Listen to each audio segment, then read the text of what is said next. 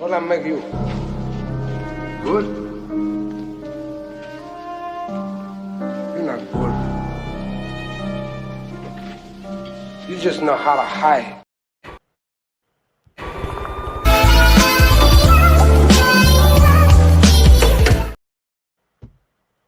All right, man, you already know what it is. Jay Williams, Let's Live Life, and we're back. Go ahead, hit the ones one time. Let me know if y'all can hear me. Finish up my cup of coffee. A lot of people rolling in real quick.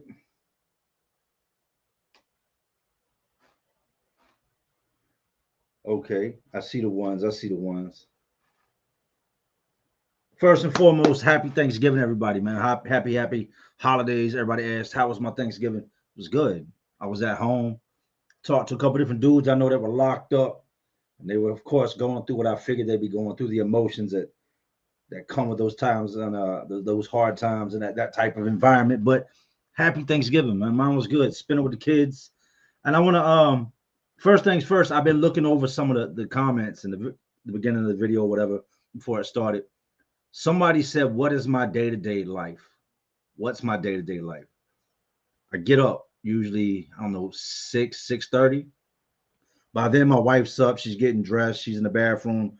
We got the his and her sink. So she's on her side. She's, makeup, perfume, standing in the mirror, getting ready for work. I get up, come in there, do my thing. And then it's get the kids up. Little boy, Noah, I get him up. That's my son. I get him dressed. Lunch is packed. Make his breakfast. Same thing with Bella. She gets up, gets dressed. My wife helps me with her because she's a little girl. Get her dressed, get her breakfast made, get them fed. And then from there, it's make sure the lunch is in the backpack, all the homework's back in the backpack, get them in the car, and then I drive 45 minutes, and I take them to school. Then I stop either before then or after that, grab coffee, and I come back home. From there, it's just trying to get the house back right. But no sooner than I get back home, it's time to go get them again. It's 45 minutes there, 45 minutes back, the little in between, whatever time in between that. So it's usually about an hour and a half to hour to 45 minutes before I get back home. I drop them off roughly, say 8:20, 8:30. So then I get home, it's around 9:15, 9:30.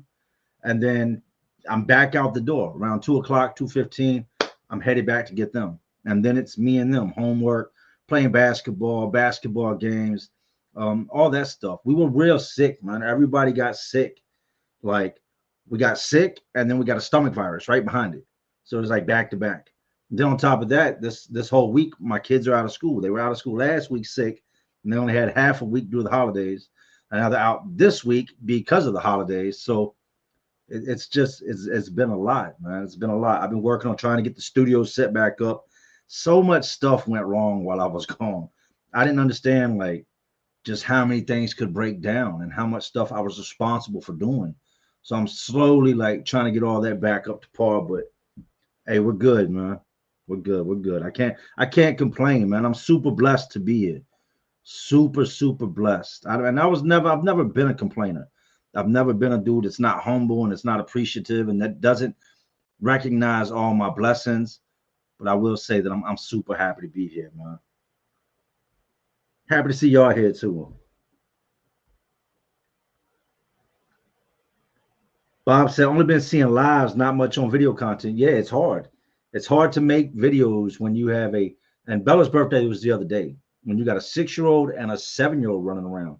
I can't tell him, watch her while I go to my truck or whatever, and I make videos. And then it's like a 4 to 5 hour process. The average video that y'all see, the recording part of it is usually over an hour.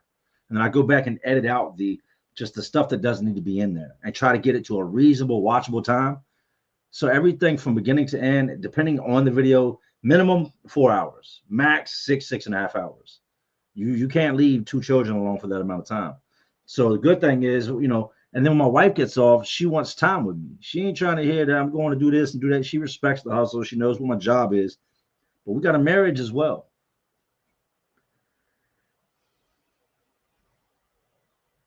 Check some more comments real quick. And that's what we're gonna do tonight. I got a couple different things I want to do, man. Shout out to my brother GT Philly, man. Y'all check out GT Philly on YouTube. That's my brother Philly I've talked about 1,000,001 times, man. He's finally home. Crazy thing is he got out 28 days after I went back in, and he's on his journey, man. He's on his journey to just being the best him he can be. And I think what I'm gonna do tonight is I'm gonna share some of his music. We'll check it out, let y'all, just get a taste for what his music's like, and also get a glimpse of who he is. Hoping to have him on soon. I tried to hit him up before I did the live. I guess he's busy, but all in good time, man.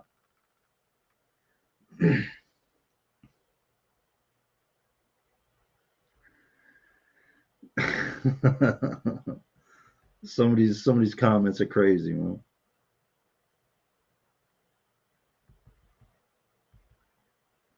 My guy JD in the house. Big shout out and salute to JD Delay, man. Good guy right there. If you ain't subscribed, and I'm sure you probably are, make sure you go over there and check out JD Delay, man.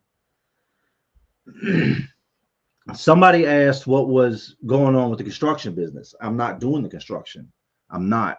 I started to let me be completely transparent. I tried to turn it back up when I got out, and just the real estate market has crashed. At that point, at that time it was like a 6.7 interest rate, and nobody's trying to buy a house or sell a house with interest rates that high. So investors and real estate people just are not into flipping houses, and if they are, they're trying to like spend like $1,000 to throw some paint on the walls and do basic repairs, but nobody's really touching the flip game right now. So for the moment, that's dead. JD Delay said, hit that like button if you're over 3 foot tall. And what's up to all my little people? Can I say little people? Everybody's so sensitive, man.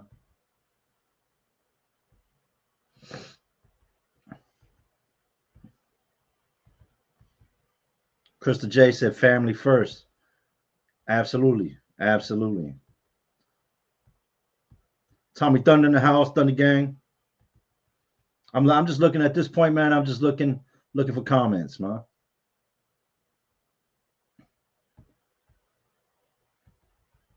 There's so much going on, man. I don't like to get on here and get too personal. I try to stick to the content and stick to just what it is. But with the lives, it's more personal. It just really is. It's more of what's going on in my life, what's going on just every day, and people have questions, and that's what we end up answering.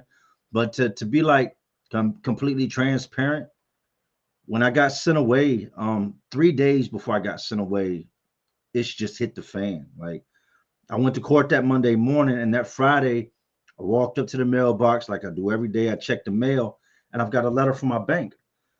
I come back down, I open this letter, and it's a notice of levy from the IRS stating that there was a levy placed on my bank. And if you don't know what a levy is, that's when they put a hold on your account and they take anything that's in that account. They take it. Not only did this lady do that, the IRS lady, she did it month after month after month after month, all the way through my entire bid. So for the people that think that YouTube was paying my bills while I was gone, no, it wasn't. All that money went to IRS. They also levied my Google account, my Google AdSense. YouTubers are paid through Google AdSense. I never got a notice from Google that I was being levied. I never got a notice from anybody that I was being levied. I got a notice from my bank when the levy went into place. And to my acknowledgement, my understandings, I had paid an account a lot of money to take care of this stuff. So I thought the taxes were being taken care of. Come to find out they weren't. The levy is still in place to today. So I don't see any money from social media. And like even the donations, when people donate, the money, I mean, it goes to the J. Williams or whatever, but it goes to the IRS. They've got a 100% levy on the account. They did that, like I said, 3 days before I went back to prison. I tried to call the lady. I tried to call the number. And by then, I think by the time I got the letter, it was like 4 or 5 o'clock, nothing. She ends up calling the following week. My wife's like, he's locked up. And from there, they're like sharks. When I mean they're like sharks, they don't care what you lose, how many kids you have, what you got to buy, what bills you're responsible for. All they care about is their money. And they took a large chunk of money and then claimed they never got the money and then sent out a new bill. On top of them taking the YouTube money every single month, they sent out a new bill and the taxes had went up $26,000. It went up 26 after they took 40,000. So that just lets y'all know, like, some of the stuff going on in my life. I'd heard there were like rumors that people had said that I was like trying to take money from people, and I was asking for stuff, and I was doing this and doing that, and it was all a lie.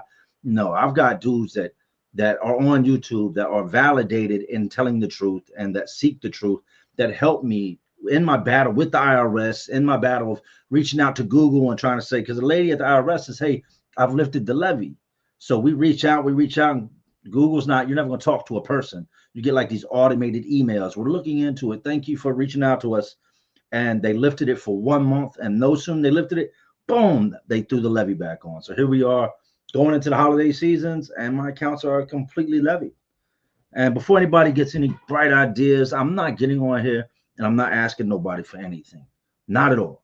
If anybody wants to donate, cool. Thank you. I love you. God bless you. And if not, I'm not mad at you.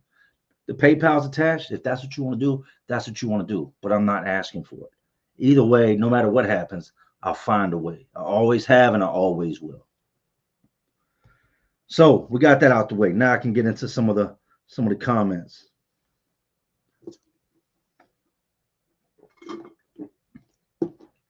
Dude's a fool. 1 second.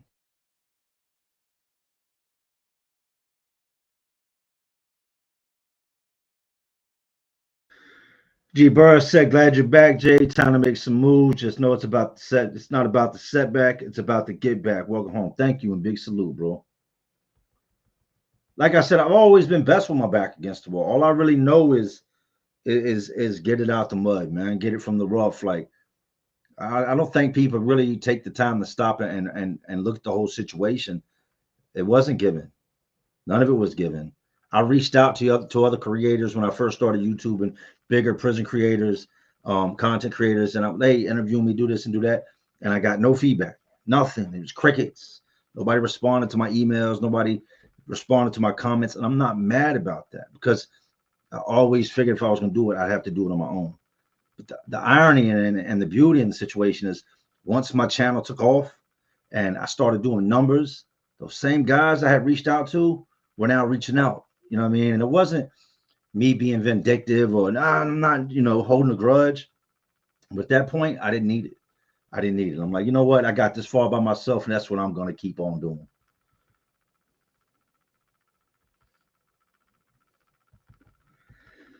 Looking for questions, man.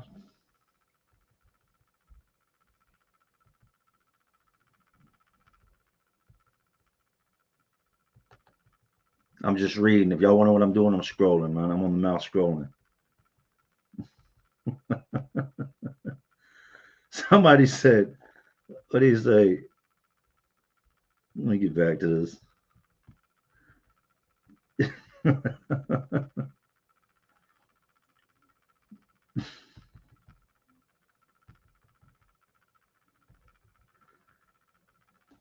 My guy Southside Frost said this one's for Scoob, man. Scoob is my son's nickname, if y'all don't know. Then we got I am Vicious 88. AJ, love your content. You tell the story about your first time getting processed. I tried to find the video when you first talked about it. Which first time being processed? I think one of the scariest times being processed was the whole Philly process. Getting locked up in Philly and going through that was definitely. Let me run down the whole getting locked up in Philly thing. They take you, first and foremost, when you get locked up, you don't go to the main correctional center. No. You go to a district holding jail. And for me being out Southwest, that means I'm going to what's called the Pine Box, 55th and Pine, right? This is a dungeon. When I mean dungeon, like barnacles growing in the toilet. Anybody in the comment section from Philly that's ever been to 55th and Pine will tell you the toilet is just in place. And if you use the bathroom in that toilet, like you had no other option in life, things were really bad. It was about to go down. And that's the only way you would end up on that toilet. But the cells were they were next level nasty, like they'd never been cleaned. This is dark, gloomy, like some movie stuff. The hallways are gloomy. It's not a lot of cells. And they come every 3 days. After you've been there 3 days, if you ain't made bond, they're going to pick you up and take you to usually CF Correctional Facility. That's where you're going to go first, right? you get there and it's a row, it's a whole bunch of cells in the processing and booking. And it's like leapfrog, musical chairs. You go from cell to cell to cell to cell until you get over beside the shower and they process you and send you on back. This process could take several days, right? But you get up to the counter where they done your mug shots, where they, they're asking you questions and emergency contact. And I think by far this was the scariest question I'd ever been asked of all my years of doing time. As I'm filling out this piece of paper, there's a section on the paper that says, if something was to happen to you, where would you want your body sent? And I didn't know if I was reading it wrong, like if I'm sick and I need to go to the hospital. And I said, what is this? Hey, come here. What does this mean? And the man said, if you're to die in here, where would you want us to send your body? What do you mean? Where do I don't, what? Send my, what? That right there set the whole pace for exactly where I was at. That lets you know that it gets real where you just ended up at. When part of the intake process, there's a question to ask where you like your bodies. I don't know. How about to the morgue or to the hospital? Maybe to have some cops check me out so they can try to figure out what happened to me. Like, what do you want me to put my mom's address on here? Y'all going to put me in a box and put me on the porch? Like, crazy question, man.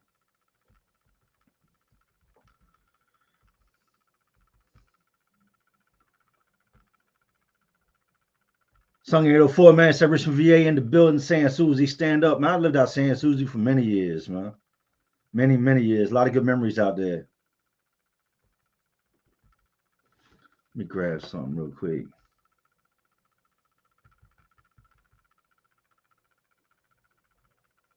This guy said, crying about fucking money. Crying about money, get a fucking job. Hey, I hear you. I hear you. I'll do that. I'll do that. And you come watch these kids in the meantime. You get them to school. You got me? You got me? Okay. And I'm not crying about money. Let's get that real straight. I'm not. I will be okay. I'll make a way. He said, hit that button if you hate the IRS. He said, how does the IRS expect you to live now? The IRS work. They don't care if you live. They don't. That's nothing they care about, man. They don't care about none of that. Yeah, the IRS are scumbags. They do not care. Like, we have a new accountant now. It's a new lady. The first accountant I had, he quit. He completely quit in the middle of everything. It was just like, well, I'm not getting paid. I said, do you not understand what a levy is? It's your job to get the levy lifted. As soon as the levy's lifted, you'll get paid. And I guess month after month of him not being able to get it lifted, he was like, look, man, I quit. I quit. So we got a new one.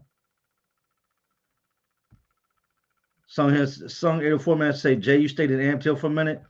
In Amp Hill, most of my time in Richmond, man. I mean, I bounced around, but when I came to Virginia, that's where we moved, was to Amp Hill. We moved to Amp Hill in 92.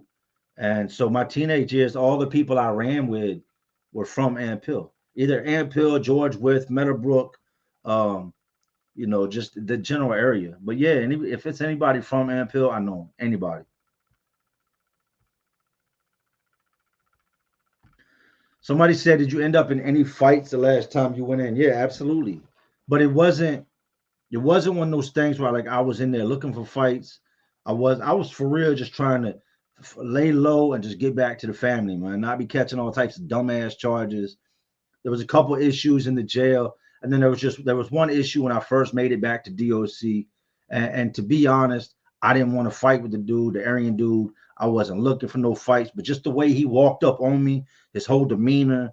I think what really set me off is that while we're in the midst of talking, I looked down and I seen his hands were balled up. There's nothing else to talk about. When I looked and I seen the whole hands being balled up thing, that was it. Took off and it ended. It was over with, and that's where it stayed. Short time after that, I got shipped from there.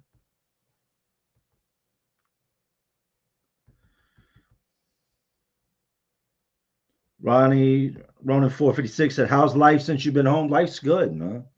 It's good. My son lost his front tooth the other day. Just being there for that. Let me say this. If you're a parent, you've got to understand. Just being there for my son in the moment of him being like scared and upset, and to be able to see him lose his first tooth, it meant a lot. It really meant a lot because my wife was telling me when I was locked up, like he's losing teeth. He had lost one over here. She no one on his bottom, and she's like, his top teeth are loose, and it really bothered me that I'm like, I'm not gonna be there for my son to lose his teeth. As petty as it sounds, it bothered me. So when he lost that front tooth, it's about 3 nights ago. It felt good, man. It felt good to be there for it. And life is just it's good in general. Any day that you're free, you're healthy, you're above ground is a good day. Life can always be better, but there's no life that's better than the one that you got. Whether you realize it or not, that's your life, man. Go with it. Hey CJ, guess what I'm gonna do, bro? I'm gonna go ahead and get your bum ass up out of here. Go ahead and get you up out of here. Boom. There you go. That was your last comment with your dumb ass. Now go make a fake account and come back. You got about 10 minutes before your mom takes the phone from you.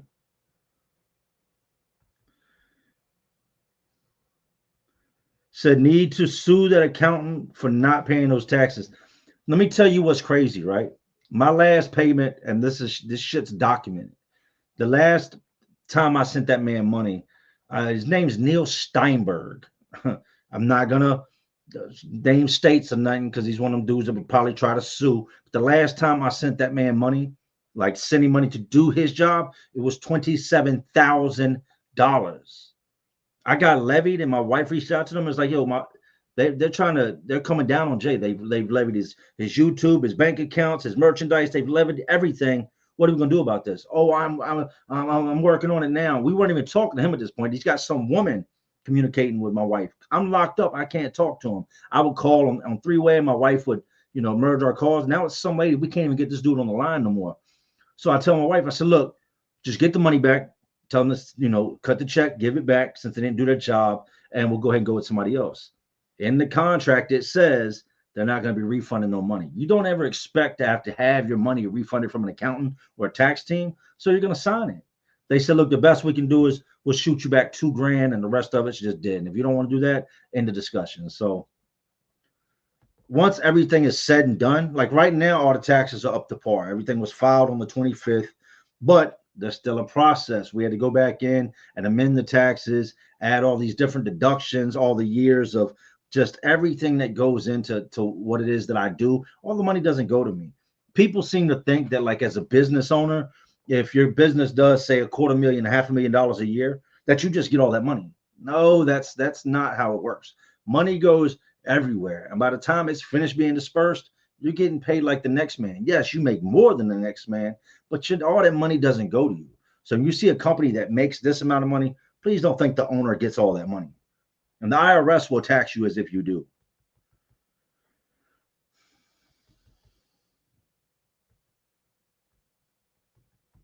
Reading those comments. Stephen Cardenas said, hey, Jay, do you have any other crazy tattoo stories? Those are some of my favorite. I've got a bunch of different crazy tattoo stories. I've got a few. They didn't involve me that I seen this go around. That was just crazy. Tattooing in prison at this point, and in my opinion, is completely out of the question. It's not something I was going to do. And number one was because the guards are no longer giving out gloves. It's like an act of God to be able to get a pair of latex gloves. I'm not about to. There's no amount of money you're going to pay me to sit there and work on you and tattoo on you as the ink and the blood mix together and get all over my hands. It's not going to happen. But I do have some stories that I'll drop on those. The other video, I've got a video now just waiting to be edited that I've got to do on a dude that was I don't want to tell too much. He was a blood dude, all right? He was a straight gang member that got caught messing with a boy. Like, everybody went to wreck. The dudes came back in, caught him coming out the boy's cell. They ended up smashing the dude. The dude ends up going and becoming Muslim, and then the Muslim dudes didn't know. It was a lot that went into this whole thing. That's the next video, though.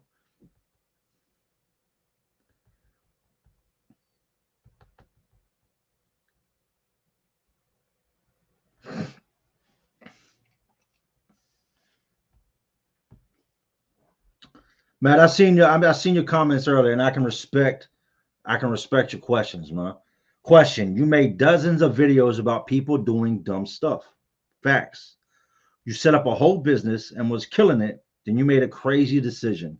A whole entire family. How did that happen?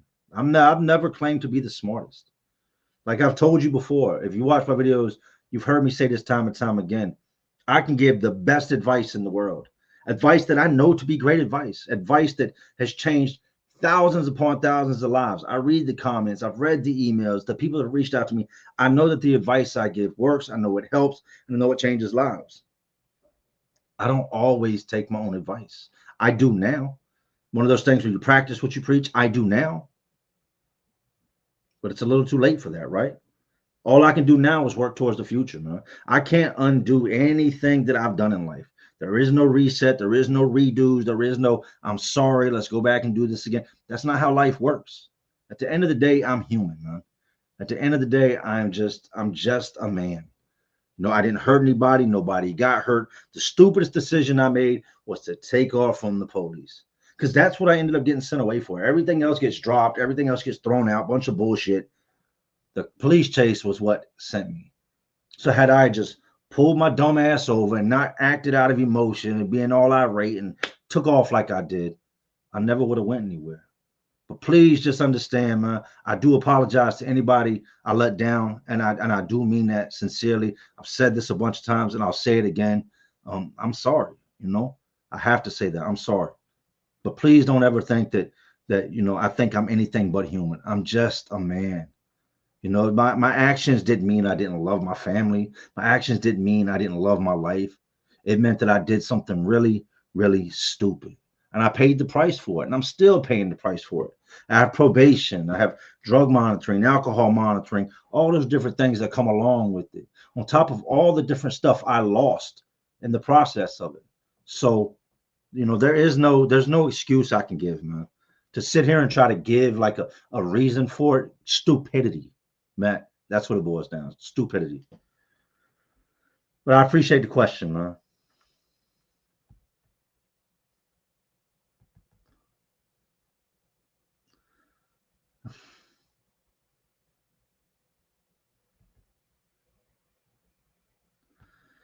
Said I was Anthony Hodges said, "Sup, Jay? I was in Nottoway back in 22. Nottoway is a whole nother monster, man.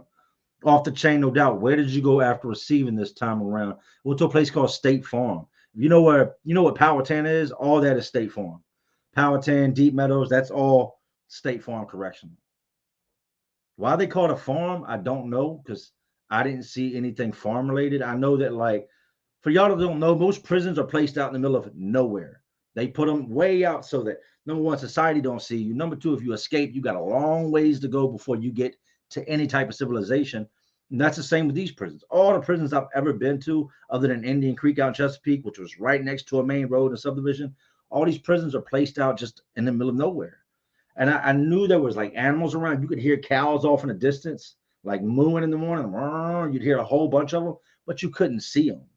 And you're within this prison. There's nothing farm about it, but that's where I ended up going to State Farm. Nottoway was a whole entire other monster, man. The guard came in one day, and receiving, if you've been through receiving, they have cadres. They have inmates that are long term at this prison, and their job is to come in and work the receiving unit. They have a cell within this cell block that they're permanently in, and every inmate that comes in there within a month, 2 months, up to 6 months will eventually go, boom, be shipped off to the next prison, right?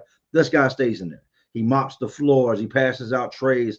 His job is to look after the pod and the inmates in the pod, right? I remember hearing the guard talk to him, and he's like, "Oh, they had just done a major shakedown. First of all, when you get there, you're on lock for a week. You're not coming out the cell. The trays are being pushed through the slot. Hope you got a good cellmate. I did not have a good cellmate. I had a nut named Tadpole. But the dude, he's talking to the guard after we come out, and he just chops up with the guard. This dude's been here a long time. He's got 60 plus years to do. Just got his time a couple years back. Ain't never going home. And the guard said, "Man, we found everything during the shakedown." He said, "We found so many phones. We found dope. We found tons of fentanyl, tons of meth, weed, spice, K2, and a dildo. I kid you not." And dude was like, "Yeah, a homemade dildo?" He's like, "No, a real one. Like one of these nasty. What? How did you know how they got it in there? It wasn't in their pocket. And it most likely came in with one of the female staff, and they bad times. But Nottoway's definitely off the chain, man."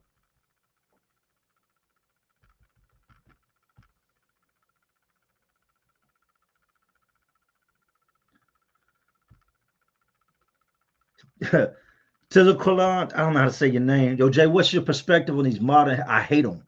Headlights being so bright, like on Teslas and BMWs. I hate them. I think that all them cars that pass me are killing me with their bright lights. Their lights are so bright that as soon as it hits me, I automatically turn my high beams on. Call it what you want. They come down the road, I can't even see. Lights hit me. I'm like, oh, you want to play games? I hit them with the high beams.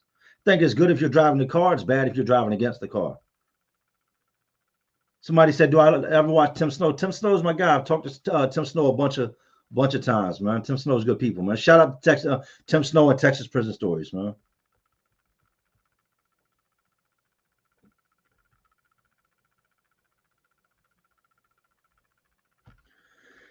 That's a good question. Suicide Debbie Lifestyle said, question: if someone is sentenced to life, do you think they should be allowed to elect for the death penalty and hit the exit button early? Do I think they should? Yes, absolutely.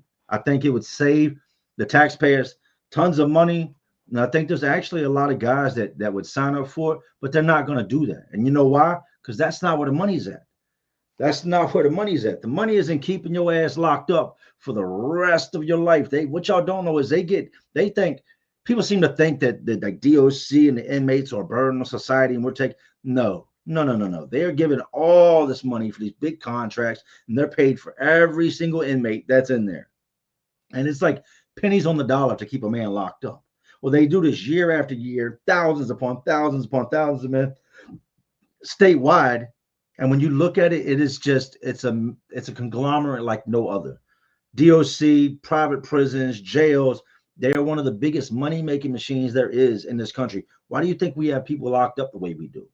They have people locked up for crimes that they shouldn't be locked up for. Why do you think our nation, this country, has more people locked up than anywhere else? Because we go for what works. If we know this makes money, anything we see that makes money, we're going to do more and more and more and more of it. Once they realized that prisons were turning major profits, that they could take inmates and pay them 27 cents an hour to do a job that a man on the streets would charge them $35 an hour, it's a no-brainer. They're not going to let dudes check out of prison early because that's not where the money's at. The money is in mass incarceration. People want to, I would like to think that it's supposed to be about rehabilitation, but it's not. I just left 30 days ago, 32 days ago. It's not about rehabilitation. When you see dudes literally falling out in front of you off the fentanyl, when I mean fall, I had a black dude that slept in the cut next to me, right? Big dude. I know this dude from the streets from back in the day. Used to buy work from his cousins, and then when I used to hustle, I know two of his cousins that died. Like, we have a history. I know this dude from the streets, right? He goes in the bathroom one day and he comes back over by his bunk, and I hear him messing around with the stuff that he does, messing with the fence. And he's on the top bunk, so he's leaned up and he's messing with it. And he's standing there for a second, and this dude just falls. Boom. Just goes, I'm talking 250, 260 pounds, like a sack of potatoes, right into my arm. I seen him fall. I grabbed him and I coasted him over and put him on homeboy's bed. And I'm like, yo, get up. Yeah, can't get him up. He's incoherent. They coming for count, and the man is laying there. Luckily, they came in like 2-3 minutes after this happened. They ended up coming in, narcanning him. He starts moving around, like coming back. They put him in a wheelchair and they rolled him out. 3 hours later, he was right back in there doing it again. Like, they're not doing anything to stop it. They have all these big programs that they tell everybody they're using to combat it and to stop it and to help people, but they're not really doing anything, man. Dudes have to go over there. First of all, we all know, like, recovery it's something you have to want, something you have to do, something you have to pursue. But for guys that are locked up, you got a lot of guys that have serious issues with drugs and stuff that don't want to be looked down on. So they won't go to these programs, and there's no incentive for them other than to get clean, which you would think would be enough incentive. But dudes aren't going. They're not. It's not mandatory. What they do is they wait till you OD, or they wait till you give a bad urine screening, and then they take you and they throw you in the hole, or they take your visits for 2 years, take your phone for 2 years. They punish you. There's no. It's sad, man. It's sad. I didn't understand that. How big, and now let me say not how big it was, but the reach it had, and that it affects literally all races, all lifestyles. Like, I seen the toughest dudes trying to drown away their pain and sliding in the back and hitting that fent and falling out.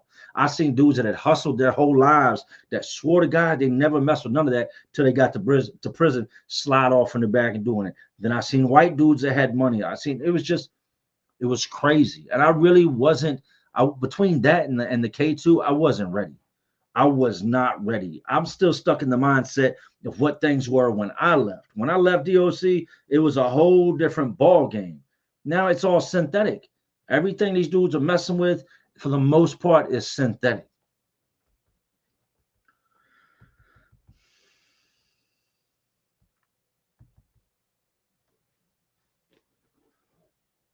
Ruben Flores Jr., great to see you back again. Hope all is well with you and your family. Happy belated Thanksgiving. Are you getting back to fixing homes? Much love and respect from Texas. In due time, yes, I will. 100%. I just, when it comes, man. It's not like it's a lack of looking. First of all, trying to get back into construction in December is almost impossible, man. Let me read this comment. This is from Dawn Newport. When it rains, it pours, bro. But that just means the rainbow is next. All love to you and yours. Longtime fan. Keep head up, Jay. You're on the right path. Happy holidays. Thank you and salute, Dawn. Making sure I didn't miss anything. Multitasking. Thank you. And that was through PayPal. Thank you, Dawn.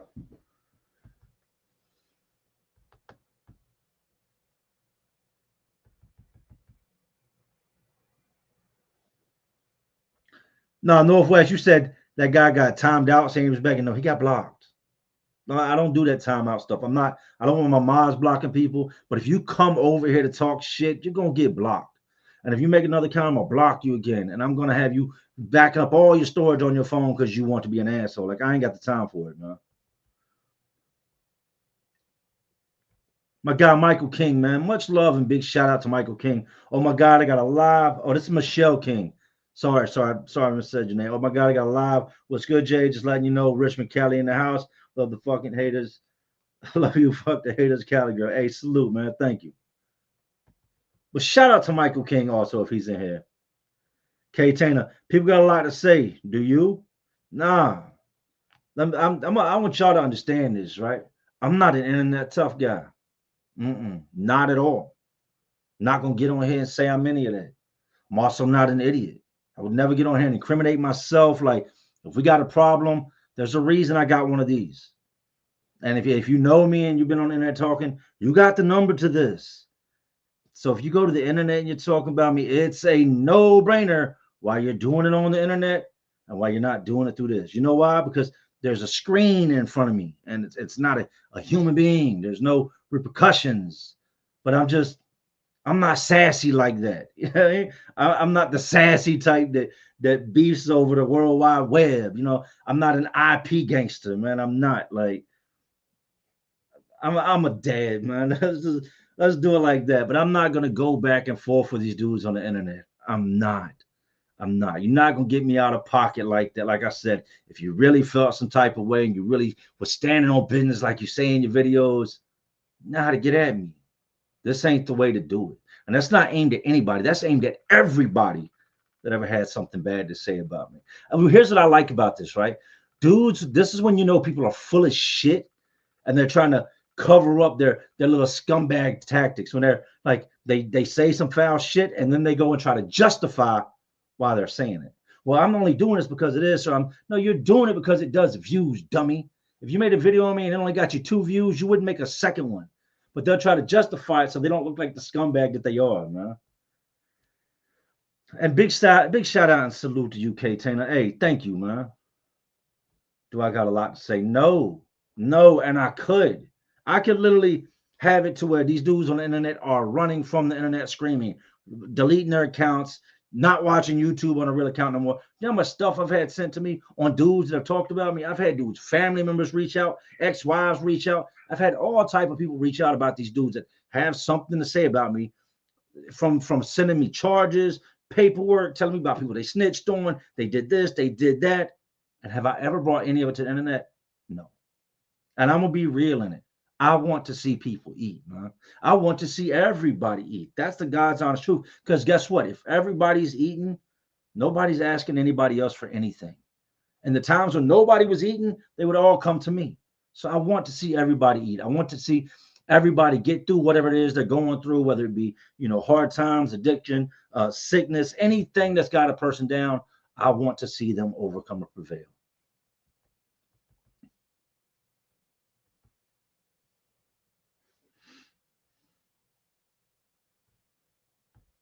LC said, my son is 16 and watches your content with me.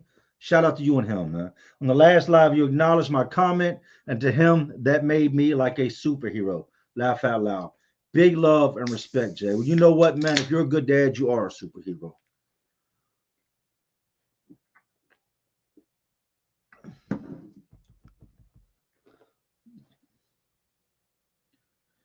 me read this comment real quick. You have to bear with me, man. I got a screen, this screen, and then the screen in my hand.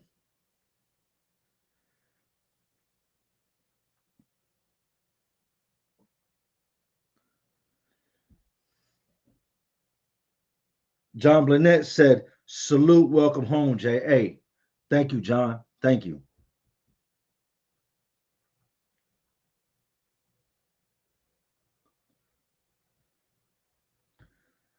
Barry Wood said, what checks are you putting in place to be sure you don't backslide again?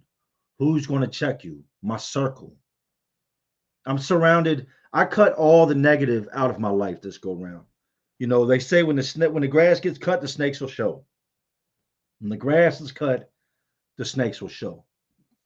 This whole situation I went through was my grass getting cut. Real talk. It stripped me of a lot of things I didn't need. It stripped me of a lot of people I didn't need. And now I've got people around me who have my best interest at heart. All the vultures are gone. All the snakes are gone. There's no more of them. They're all gone. So I can really focus on what I'm supposed to. Believe it or not, I missed the construction. But with that, social media, being a father, being a husband, being all these different things, I never really had the time to just stop and reflect on what it was that I was doing, on things that I'd been through since being out, situations I needed to address. I didn't have the time. You know how when you get too much responsibility on your plate and you have too much to do, it turns into that's life. Somebody passes away. That's damn, that sucks. You keep it moving because you gotta maintain whatever it is you got going on. This go around, man, when I went in and I got sat down, I really had time to mourn. That's gonna sound crazy. Like going to prison allowed me to mourn people that I lost, people I love that have passed away. And there's so many of them that's happened since I got home. Like some of this stuff, it hadn't even hit me until I was in that cell and it was quiet. And then I would get to think about somebody and I'd be like, damn, man, he's dead. And there's some of these situations hit harder than y'all will ever understand. I lost some people that you couldn't imagine. You couldn't imagine unless I told you the story that goes along, especially with one of the people I lost and how I just let me say, I don't want to say met this person, but just come to find out that this person was somebody that was a part of my life, a major part of my life, a major part of my life. And no sooner than I found that out, I was set up. I was scheduled to meet with this person, talk to this person, and the person had cancer, and they ended up passing away a couple weeks before I was scheduled to actually go see them. And they called me to talk one night, and I think I was working. I had something going on, and I couldn't take the call. And then by the time I returned the phone call, one of the family members picked up and said, "Yada yada he's slipped into a coma, and we're sitting with the family now, and it's not going to be long. It's going to be over with." So I had to process that. I had to process the damage that I've done, that I did. Nobody else. Not blaming nobody else. I had to process the things I had done. I'm a whole entire nut at times. No, I won't sit here and say that, am I intelligent? Yes, I like to think I'm intelligent, but am I a nut at times? Yes, I nut up at times. I do crazy shit at times. One of the biggest mistakes you could ever make in life is trying to hurt me or somebody that I love, because then you get to see it. But the fact of the matter is I'm damaged. I'm damaged. And I try to There's things inside of me that have happened that make me angry. Things that have happened in life I hold inside that make me angry. I've gone to therapy, I've gone to counseling, but it doesn't change the fact that it's there. All the counseling in the world and all the therapy in the world, it'll make you better understand the situation, but it doesn't take away the pain. It doesn't take away the hurt. It doesn't make what happened not happen no more. Like it's still there. I talked to AZ Ruction earlier. I call him John, and we had a good conversation. And I'm gonna share with y'all what I shared with him. Right? I said, a lot of my anger, and I found this out years ago. A counselor, shout out to Patricia Collins, good woman, good counselor, good therapist. But she helped me to come to better understand that a lot of my anger and my frustration it came from my father. I have no shame in saying that I'm an abused child. I was that dirty little kid that was already had a hard hand dealt to him, that got beat on whenever his father felt the need to just lash out. And I'm not talking about just as a teenager. I'm talking back to my earliest memories, right? So I'm telling John, I'm like, look, my pops died in 97. I was 17 at the time, right? 27 years ago, isn't it? Yeah, 27 years ago. I'm like, to this day, that man don't have a tombstone. He don't have a nameplate on his grave. And many times I've thought about going and putting one or purchasing one and putting it there. Because I can remember when he passed, it was like, first of all, we didn't even have the money for the funeral. Nobody said funerals are expensive. His funeral was like $7,500. We had an uncle in North Carolina come down. He owns a tree company, and he, got my mom and he paid for my pop's funeral and whatnot. But then there was the whole process of putting a headstone there. This man had hurt so many people and done so many people wrong that when it was time to put his gravestone there, somebody had to fork up the money. Everybody was like, nah. But I've thought about doing that. I've thought about being the one that goes and gets the gravestone, even if it's just a nameplate. Because if you were to go there now, he's buried in between. It's a huge place, right? The cemetery. The only way you can find him is by knowing which two tombstones to look in between. And that area right there is him. But to the naked eye, it looks like it's just grass, right? But I told him, I said, I haven't been there since 1999. I got locked up in 99. And after I got out, I said, look, I want to go here and I want to talk to him. I'm going to a graveyard to talk, pray, whatever it is, man. I feel like once you sit at that grave, you can actually talk. As crazy as it sounds. I was dating this girl at the time, and I called her and I said, hey, come get me. I'm 19. She pulls up. I'm on the front stoop of the apartment. These little bullshit ass, broke down ass apartments we lived in, and I'm drinking a bottle of Jack. And I got a bottle of Coke in one hand. I got this big ass thing of Jack, and I'm bucking on this Jack. And she's like, where are we going? I said, I want to go to my pop's grave. I need to talk, man. I said, I got a lot of stuff bent up inside of me that I just need to get off my chest, right? So we ended up going out there, and she was going to get out the car, and I said, no, can you do me a favor? Like, I didn't want her to see me upset. I didn't want her to hear what I had to say. I felt like if there was somebody else, I wouldn't say the things I need to say. So she waited, you go to the cemetery, there's like roads that go to the cemetery, and you get out, walk to different graves and whatnot. She parked on the little road, and I walked over there, and I sat there with that bottle, right? And I talked about everything that bothered me, everything that hurt me. How could you do me like that? I'm your child. How could you do my brothers and sisters like that? How could you do that to my mom? My mom will always be, the apple of my eye. That's my mom, right? And the more I talked, the more angrier I got. And it turned into one of those things where I was supposed to go there to get the anger off my chest, and I just ended up getting furious. And I'm just I did something I shouldn't have done. I don't want to say I did something I shouldn't have done, and then I left. That was the last time I've been there. But I think what I might do here in the future, man, is I think I'm actually going to look into getting that man a headstone. I'm not saying he deserves it, but somebody told me something. They said that all is forgiven in death. I don't know how true that is or how I feel about that, but I feel like a lot of the anger I have still stems from that situation. It still stems from being that scared little boy, that abused child, that kid that went from being hit on in the house. Like I took all my whoopings in the household.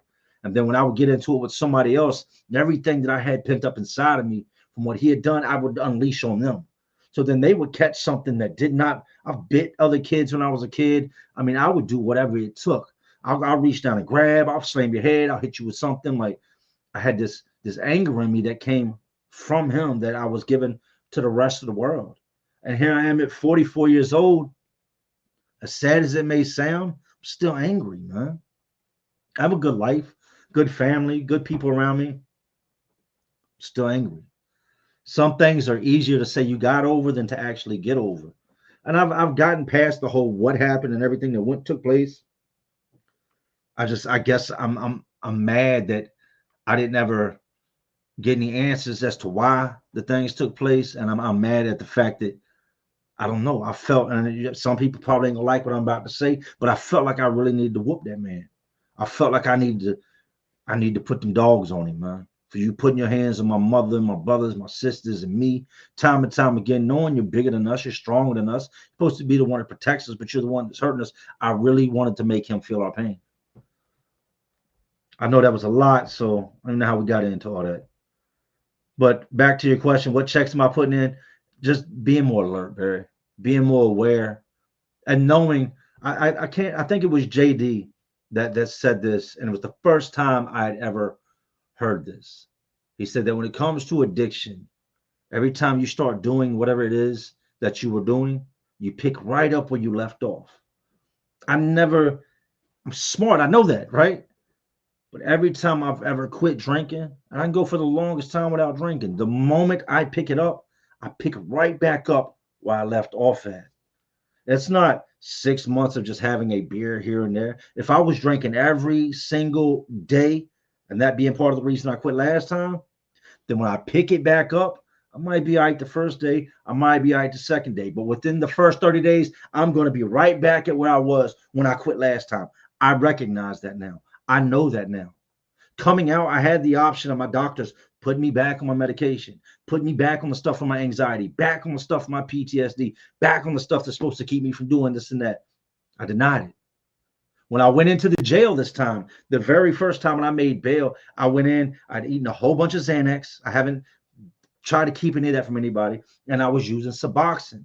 When I came off of the pain pills, I still got to run this company. I started taking the Suboxone. Here's what most people don't know. That's all cool. That's all good, right? Unless something should happen to where you get locked up. Even the people watching that you take your meds every single day that these doctors prescribe you, you don't realize that you got an issue. But if you were to get locked up tomorrow and your script can't follow you into the jail, and that's the end of it, oh, you're going to be sick just like the man that's out on the street copping. You look down on the dude that does this and does that. That doctor will have you in the same situation if you get locked up being sick. But they came to me, and after like a week, they showed up. The nurse showed up, and the jails out here administer Suboxone. That's part of their program, right? And the lady comes to me. She says, "Look, we need to get you on Suboxone." She said, "You came in, you were detoxing off of alcohol, you were detoxing off of Xanax, and the Suboxone as well. How do you feel?" I said, "I feel like shit." She's like, "We're going to go ahead and get you dosed on Suboxone, and then you'll start getting your dose every day." I denied it. I turned it down. And I remember there was a heavy-set black nurse that when I first came in and I finally started getting thoughts again and memories, that she was like, why do you guys take that stuff? I said, I didn't know it was going to latch onto me the way it did. I was taking it so that I didn't take Percocets. I didn't want to feel high. I didn't want to be at work and be, popping perks. And I didn't. So for anybody that's ever said that or spun that story, they're lying to you. It was not at work high. Nobody I've ever worked with has ever seen me under the influence like that. So stop with the capping.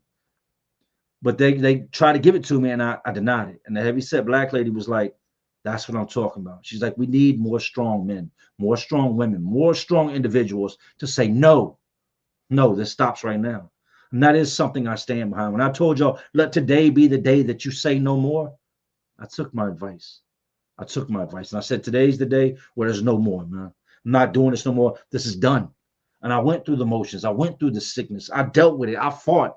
I sweated. I tossed. I turned. Upset stomach, just going through it for weeks and weeks and weeks at a time.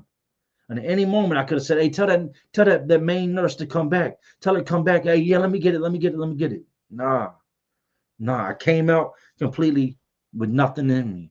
To this day, I don't do anything, man. I got my little vape. I hit my vape. My worst vices are soda, caffeine, things of that nature. I could smoke. I could smoke trees if I wanted to. Pio told me, "You can smoke." I don't want to smoke. At 44 years old, I don't need to smoke. The last time I smoked, it gave me anxiety. She had me paranoid in my bedroom. How I'm watching TV and paranoid? Paranoid of what? No, I'm good, man.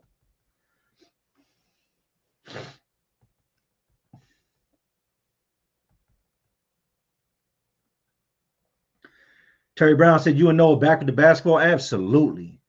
Absolutely. I love going to his games. Look, his last game, this is now you if you ain't never seen kindergartners, first graders, second graders play basketball, the way they play basketball, there's no real rules in it yet. They just want them to have fun.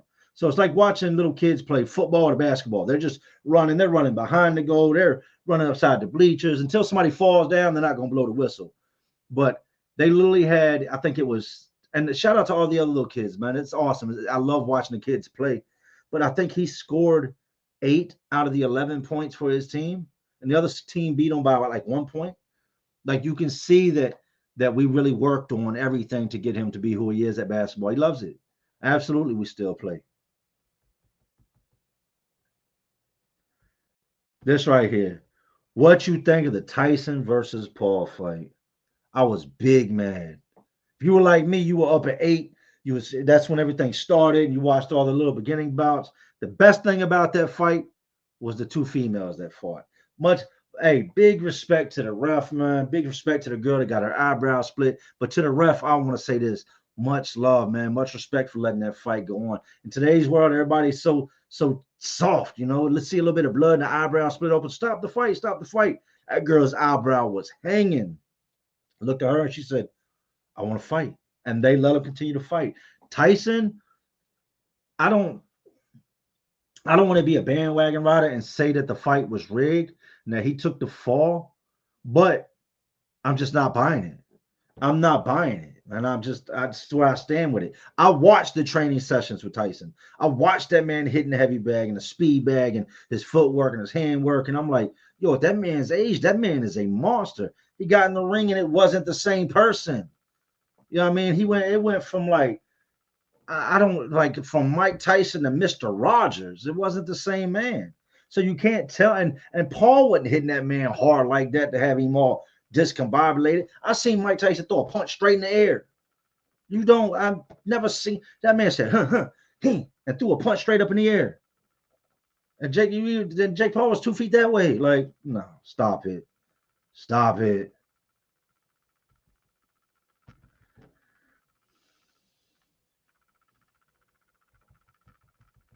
Trying to keep up with the comments. Y'all see the comments. Y'all see the comments. So all I can do is try to keep up with it.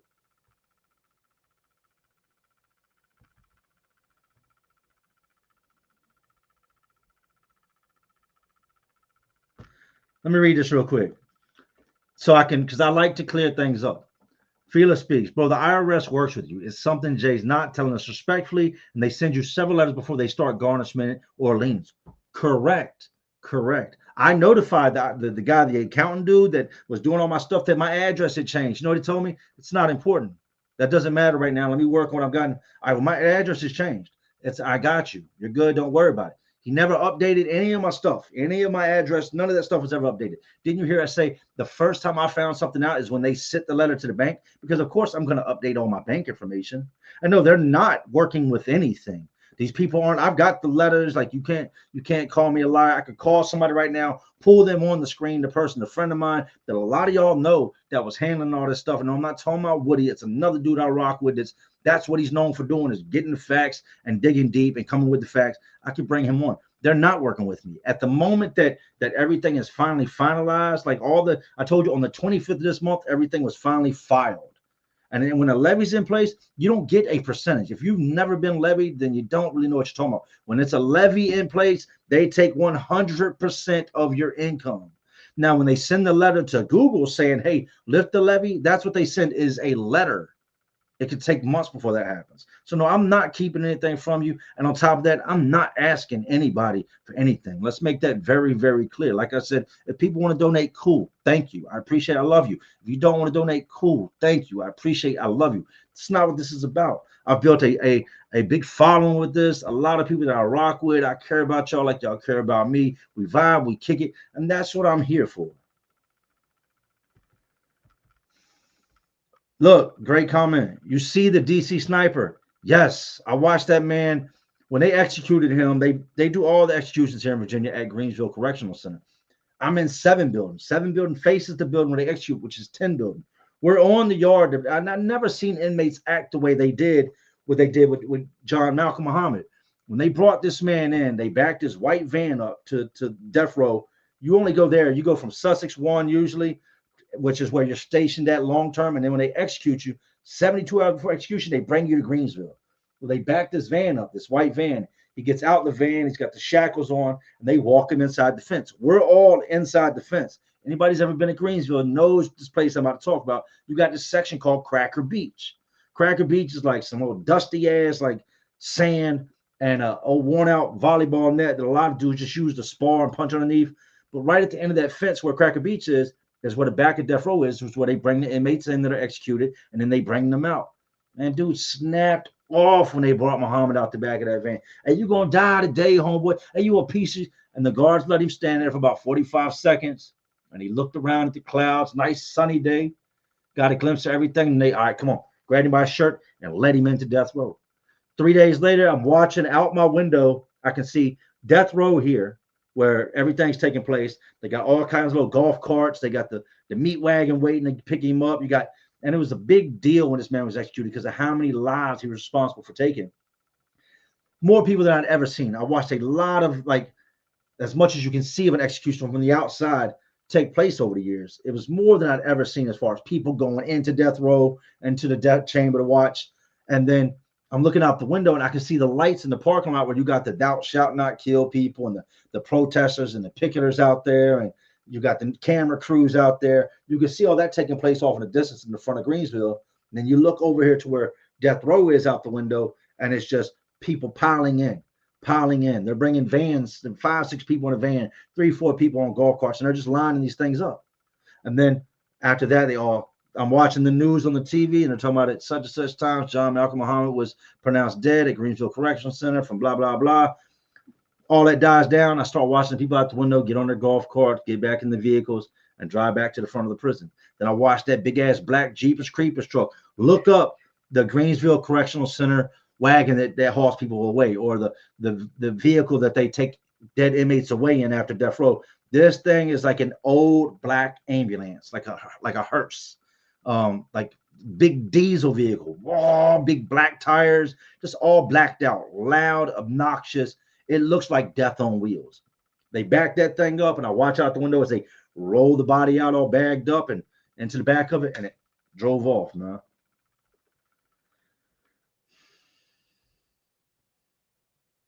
So yeah.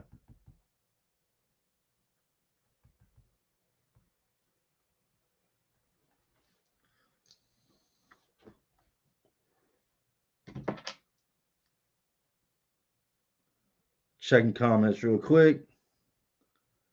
1 second.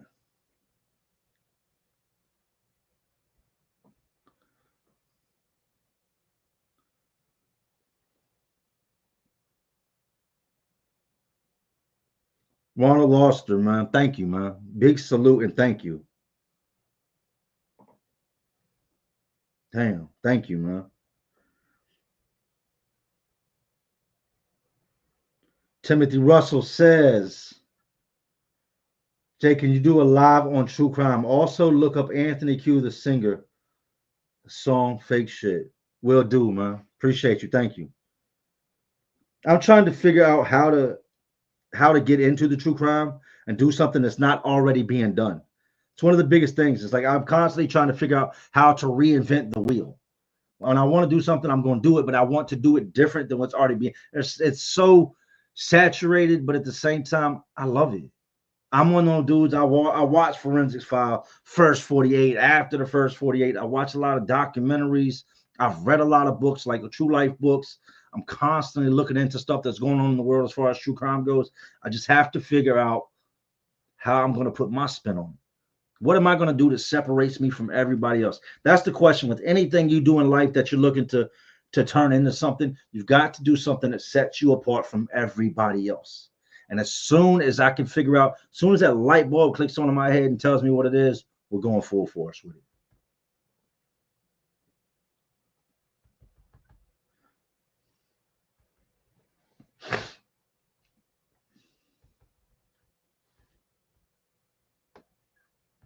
Just reading comments. Y'all bear with me, man. If I missed you, I'm sorry. It's not that I'm not trying to miss you. I'm reading on what catches my attention.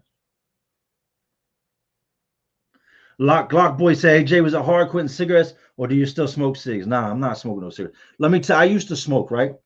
And then when I was in the jail, I had the kitchen job, I had the cook job. Well, we had a guard that like right outside of the kitchen where we cook. When I say kitchen, it's just like a big industrial kitchen. Only people in there is this one guard, whoever the kitchen supervisor is, and like 12 inmates, and we cook. Dudes prep food, dudes clean, dudes put trays together.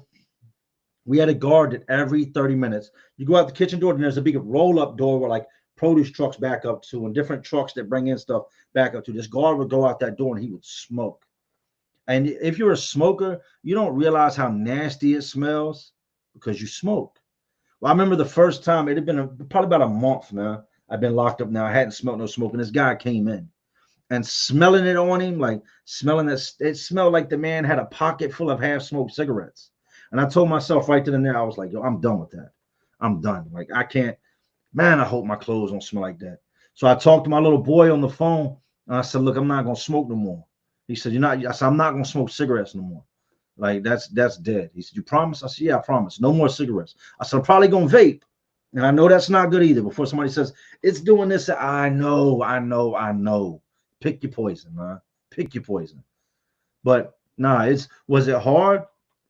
There's times, you know what I mean? There's times where stress will hit me and the thought across my mind, but then it's like, nah, hell no. Nah. Let me tell you this about getting locked up, being a smoker. The moment you get locked up, here's how you know it's all mental. The moment you get locked up, any cravings to smoke go out the window. You're not even thinking about it. The first time you smell it, that's when the cravings come back. Was it hard to quit? Nah. And it's not like I had a choice.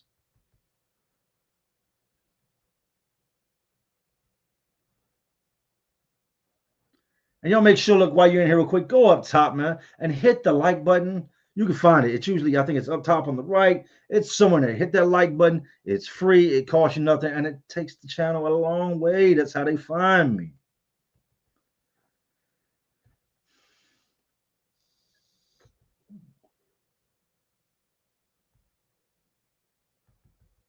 Reading through comments.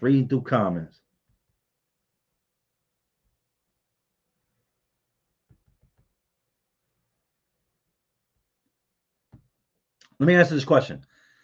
Kev Davis said, I don't get why you left the house with all the pills. I didn't know when the whole situation was going to end.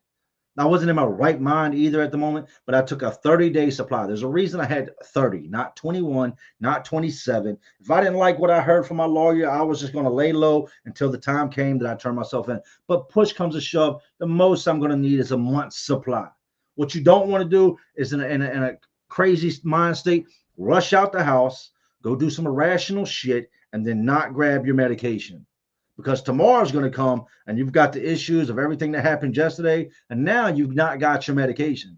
So I don't ask me why I took 30. 30 is a month. So I took 30 with me. Was it stupid? Yes.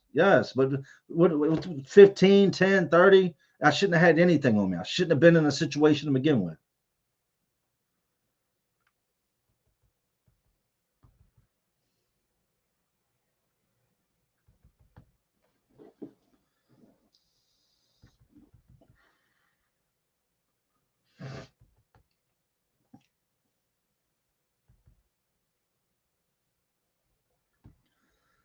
Paul's Brown Management says, your stories have helped me in many ways. Keep staying positive, Jay. Salute, man.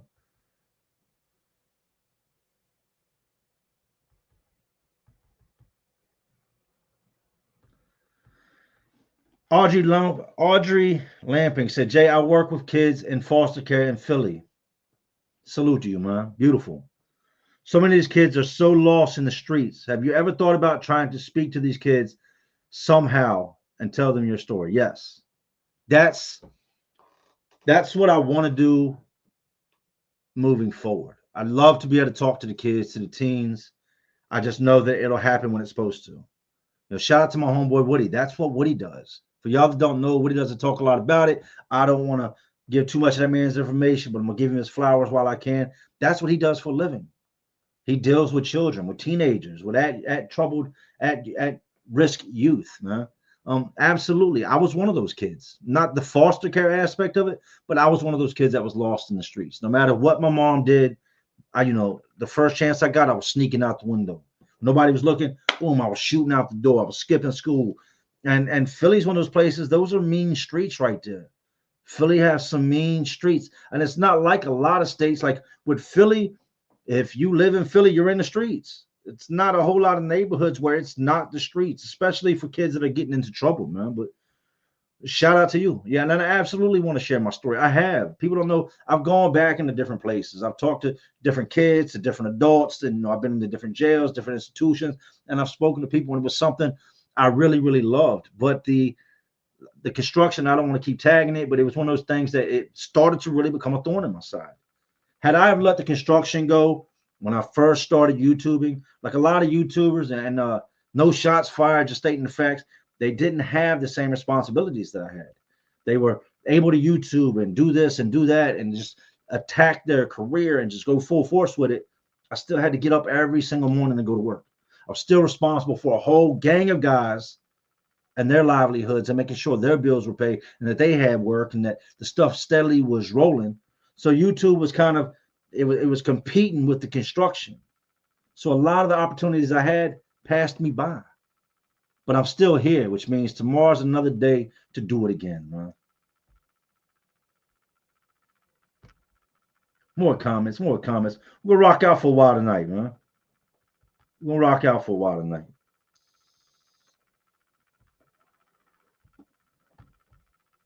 Bad Gabe says, so happy for how far you've come and to be able to say exactly that phrase. I'm just human. Love you, brother. Salute. I'm just human. People, here's what people love to do, right? They love to point the finger. Tony said it best. They love to point the finger and say, that's the bad guy, right? You know why I'm the bad guy? Because my life is on display. I'm the bad guy because everybody knows who I am for the most part, and everything I do is looked at. But for a lot of the people that are commenting, you're a bad guy too. Just nobody knows about it. Somebody once told me you can do anything in this world you want to as long as you don't get caught. You're not a killer until you get arrested. You're not a thief until they put handcuffs on you. You're none of that until you get caught. It's a whole lot of people that point the finger that's got skeletons in their closet. Not many people here that don't have secrets. We've all got secrets. The only difference is my stuff is put out in the open. But if that's what it takes for me to be a better person, then I'm with it, man. I'm with it.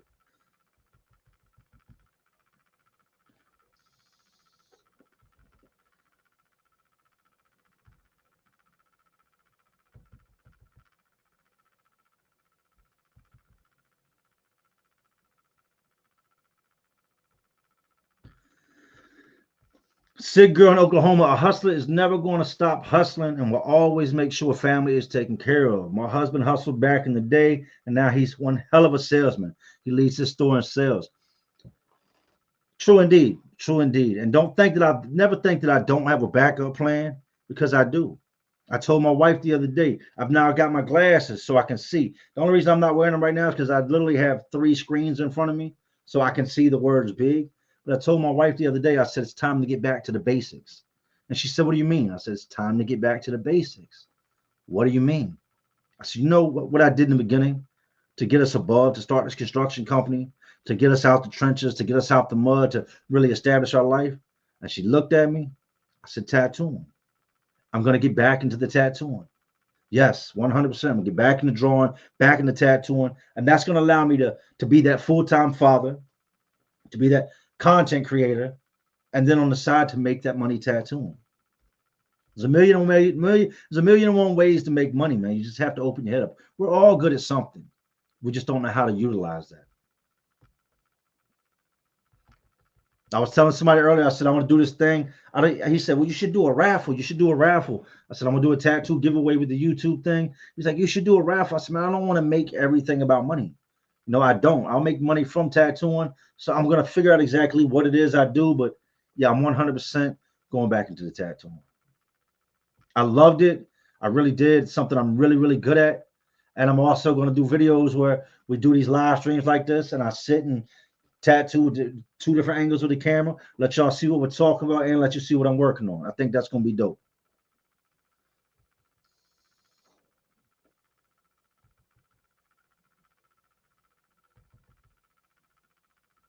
When did they stop smoking over here? Bill also said 2010. That was a rough time to be locked up. When they came in the end of 2009. I want to say it's like October, November. First, they hiked the prices. Like a bag of tobacco. For y'all that don't know, most guys that smoke in prison, like when we could smoke, we rolled our own cigarettes. A pack of Newports was $6. Then you could get a whole bag of midnight special, menthol, four aces, tops, different tobacco for like $6. And that's equivalent to like probably 2 boxes of cigarettes, right? Obama became president, he did like a 200% tax increase on loose tobacco. So that bag of tobacco went from $6 to $25 immediately. Everybody thought it was a typo. And then the new commissary list came out and it was like, yo, that's crazy. What? I'm not paying that. Yeah, dudes did pay it. They just stopped giving cigarettes out. Well, then towards the end of 2009, they put this memo up saying effective February such and such of 2010, smoking is outlawed, banned in DOC. That if you're caught with it, it's contraband, ashtrays, lighters, all that stuff is contraband. Don't get caught slipping. That was a bad time to be locked up, especially when you got some dudes that are just nuts and all they live for is a cup of coffee and a cigarette.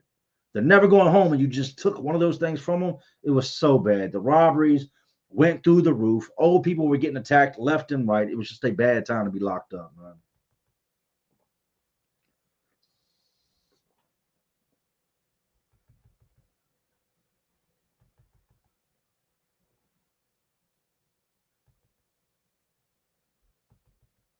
Capo A, salute, man. Thank you.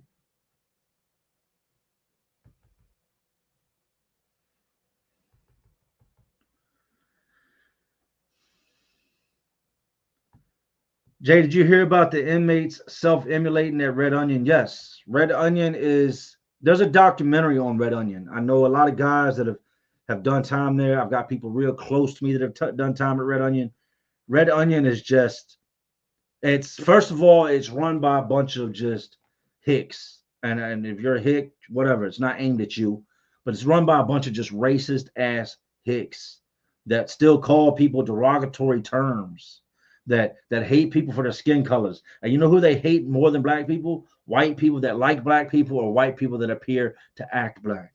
Red Onion is just it's supposed to be a place where they send the worst of the worst. But I've seen guys that ended up there for next to nothing. I seen a guy that was getting attacked and he elbowed a dude in the face and folded his teeth inside of his mouth. These dudes were attacking him in the bathroom, right? And because he elbowed the dude come out the bathroom and they seen him follow out behind the dude trying to get away from the whole altercation. Nobody spoke, but the guards seen that part of it as they were exiting the bathroom. They shipped that man to Red Onion. He was in there on a non-violent charge, auto theft charges. They shipped him to Red Onion. 23-1. With everybody that you see on the news that's committed the most heinous acts, that's where they're going. And they get you up there. They take your phone calls from you. They take the tablet from you. You have no communication with the outside world. I did a story on a dude named Anwar Phillips, man, that lost his life up there in his cell by himself. No contact with other inmates. No way to be around any other inmates. And they found him in there dead. And it was clear he had been attacked. And the guard said other inmates did it. Yet this is a place that's 23-1. This is a place where you're not going to be out around other inmates without shackles on. You know what I mean? Even then, you're in the custody of a guard that's moving you from point A to point B. It's a bad, bad place.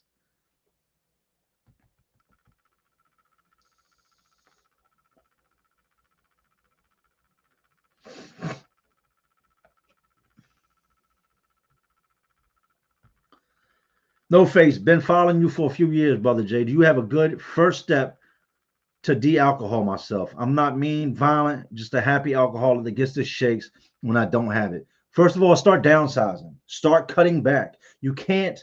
Alcohol is one of those things. It's one of the few things that the withdrawals can kill you. That and Xanax.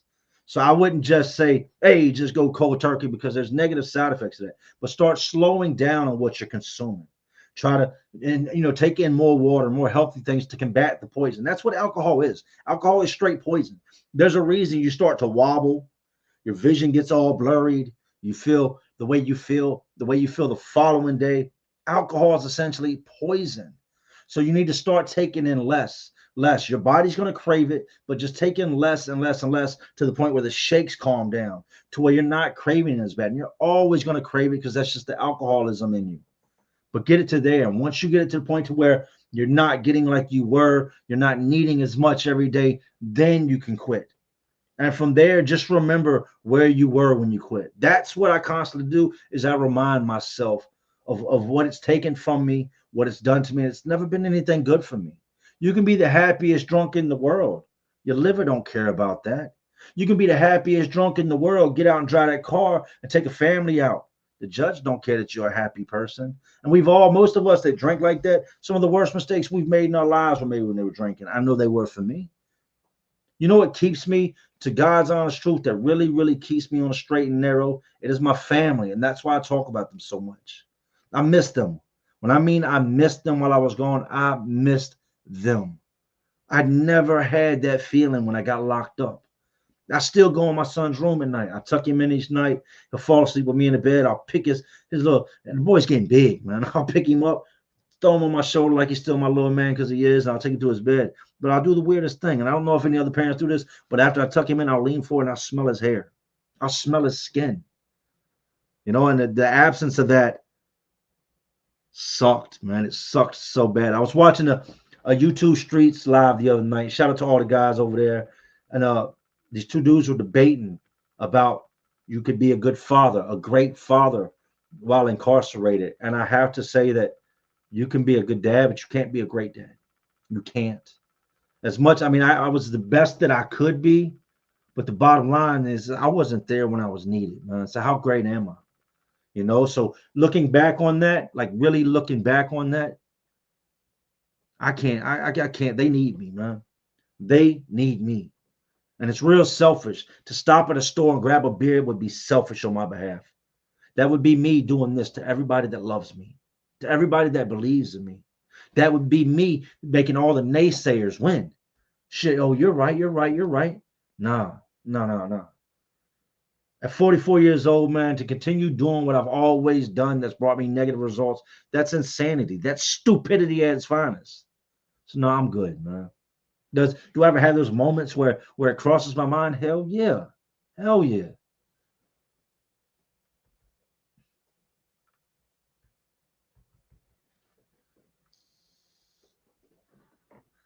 Pat Gordon, no, I've never done time in Central Virginia Regional Jail, but I've had cellmates that came from there.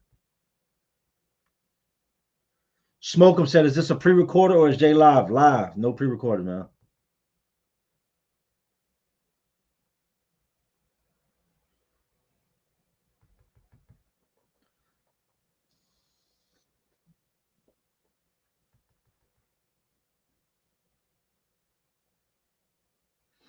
Mm-mm-mm. MB, how long until you'll go back? I'm gonna let you ride, man. I'm gonna let you ride. You know what I did learn? Don't ever say never. My wife used to say that all the time. I would say the word never. She'd say never, say never. And I'm like, I can say never. I can say never. I never expected to be in trouble again. I'd never expected to be back on that side of the fence again. That's where the never say never comes into play. Money's not gonna, money can't save you. Money can't save you. So many people think that money is the answer to everything, right? Let me tell you this. If you think money is the answer to everything, you've never had real money. Because with the more money you have, the more problems you have. The more money you make, the more stuff you acquire in life. The more bills you have, the more stuff you have to maintain. So then your whole life becomes a chase for money so that you can just maintain the lifestyle you've created. Money is a major stress. To a man that ain't got no money, guess what? Don't nobody ask him for nothing. They don't. To a man that's got money, his phone doesn't stop ringing. When I took off on YouTube, my phone did not stop ringing. Every time my phone rang, I knew what it was. There was a handful of people that didn't call me asking for stuff. But it got to where I started to dislike the phone. And I get it. People are doing bad. But then I also learned that it doesn't matter for the average person how much you help them. In the end, all they're going to remember is what you didn't do.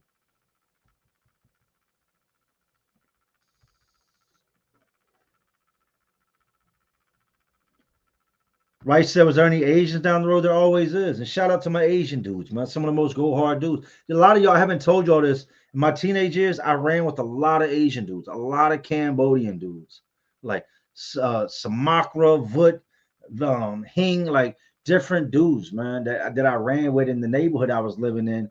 And those are my homeboys, man. And shout out to the Asian community.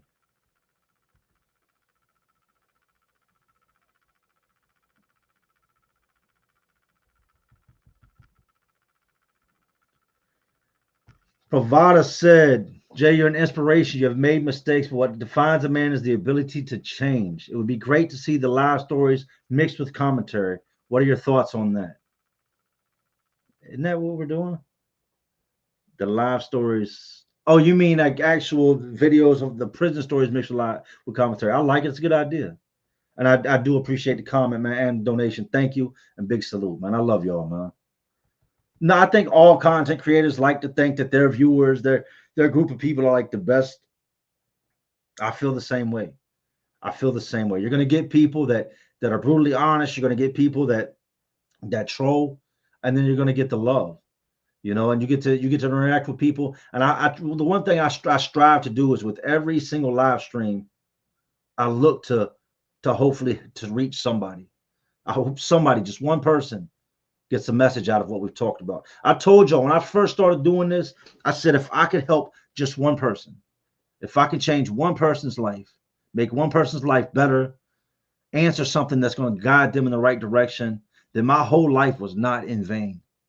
And over the years, and I don't say this trying to be arrogant or cocky. Over the years, I've helped a lot of people, not just financially, but just in the aspect of just talking and giving advice. And that's the win-win. Even when I can't help myself, I help others. And I love that. I love that about YouTube, about the community, and just about all of this in general, man.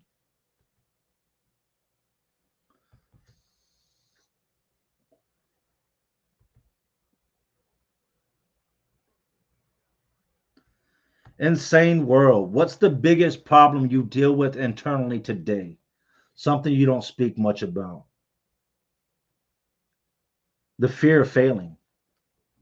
The fear of failing. The fear. I think every man, every good man's biggest, especially if you got a family, your biggest thing in life is taking care of your family. My biggest fear is failing. Constantly in my head, what if this happens? What if this don't happen? The fear of failing. Who wants to fail? I felt like the world's biggest failure when I got locked up, not just to my family, but to the community and people who looked up to me. I felt like I'd failed so many. But then at the same time, there could have been such a worse outcome with everything. And it was just I got sat down to get woken up. Just the time to reflect, I needed that. To look at everything, my life, everything that had taken place, I really, really, I needed that. And at the same time, I spoke about this in the beginning, it revealed a lot of things I didn't see. It revealed how much I truly was being used and how much people really didn't care about me. It's crazy that I got more support from the people I'd never met. People just like the people watching now that I've talked to and interacted with on social media, but I've never met in person. And it would be the ones that I truly loved, man. Not all of them, but some of them. The ones that I really cared about that hurt me the worst through that whole ordeal. But yeah, failing, man. Failing. Terrifies me. I know what it is to be poor. I know what it is to have nothing. I know what it is to come from nothing. And the thought of my kids having to go through that, it's scary. Those bills are coming in and my wife is on the phone and she was stressed out. Nothing I own mattered anymore. Nothing. The vehicles, shoes, none of that stuff mattered. I'm in there and all I cared about was making sure that they were okay out there. And when I would sell off a vehicle and she'd say, well, I'm going to send you some money, I'd say, no, do not be sending me money. Do not be putting money on my books. You take care of my son. You make sure he's got basketball shoes. You make sure, Bella's got new shoes and she's got clothes. You make sure this gets paid. You make sure that gets paid. Do not worry about me. I will be okay. I'll be home soon. And I got rid of everything. You know, when I say everything, my Hummer, I sold it.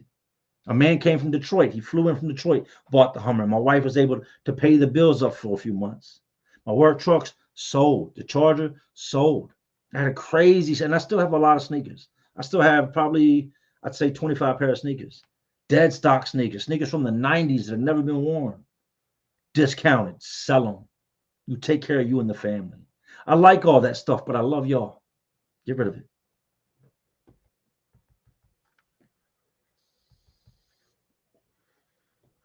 Riley Luce, what's up with the tablets? What problem starts behind they them?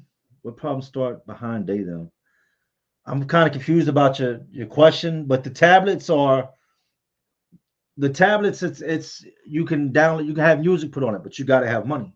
You take it to a kiosk and you plug a cord into it, and you can either read your messages on the kiosk or you can download them onto your tablet. You can type up an email and then go plug it in and send it. Your personal photos, people send you photos on the kiosk, and you can download them and they're on your tablet. The tablets aren't really, they don't cause a lot of trouble. That's it was their way. The tablet was they put the tablets in place when the coronavirus hit, when people weren't getting visits. What y'all don't know is for several years, visits were shut down. They weren't letting people get face-to-face visits.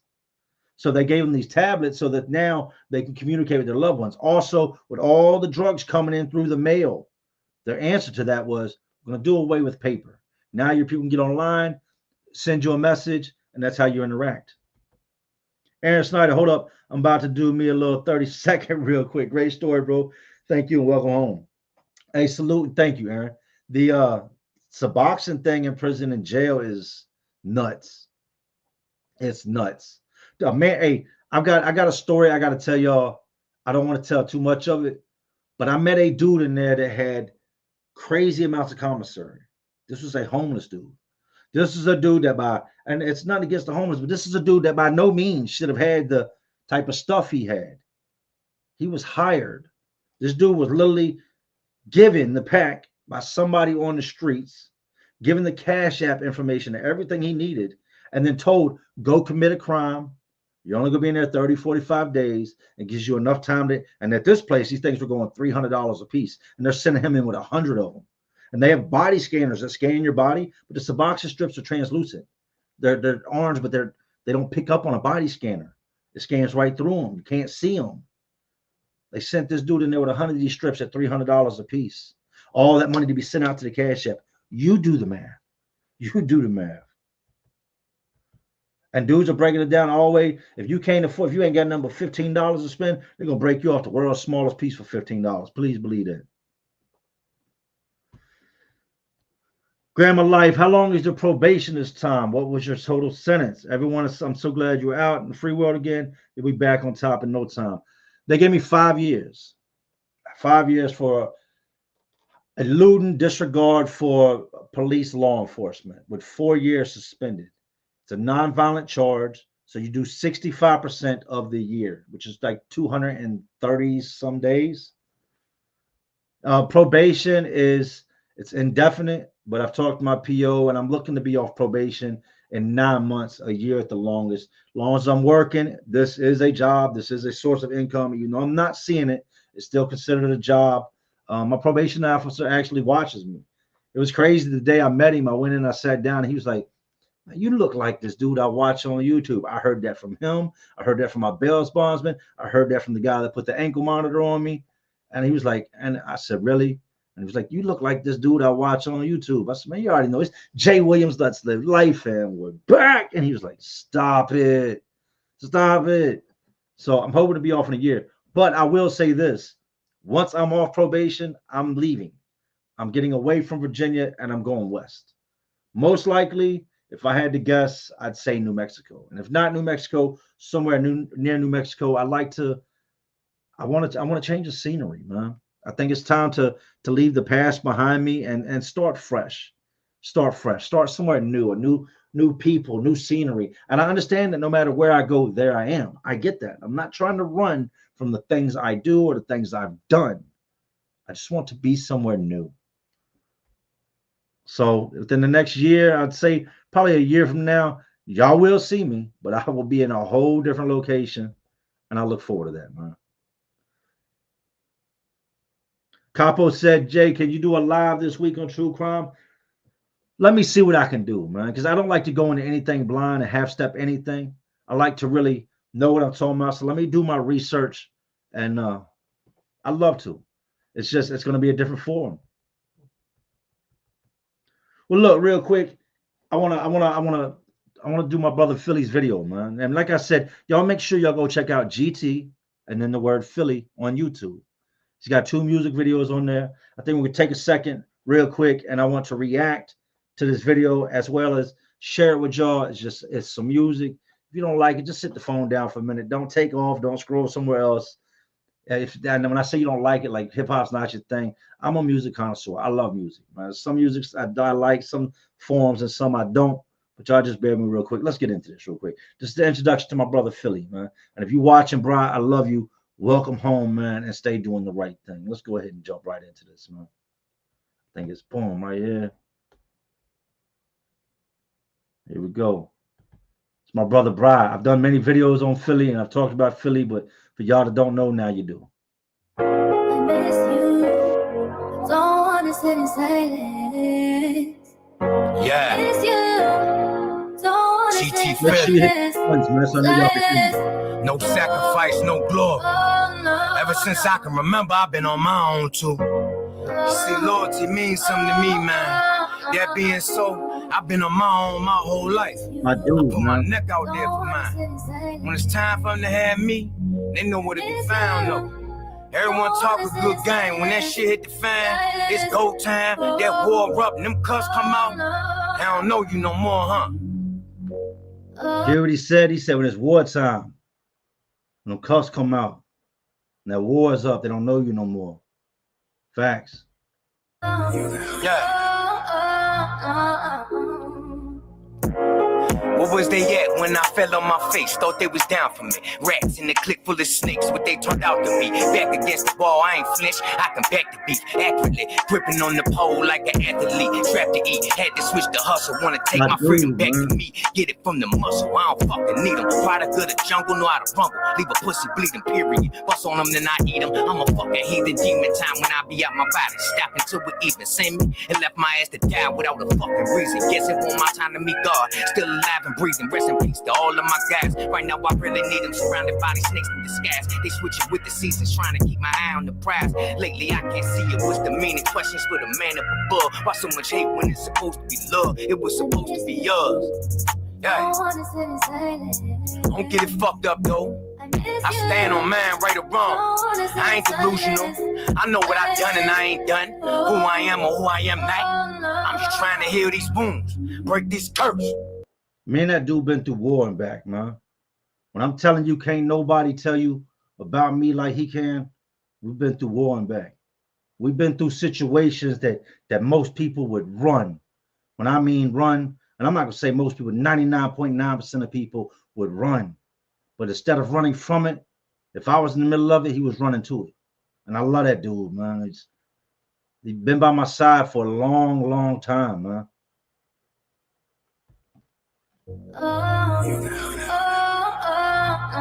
Yeah.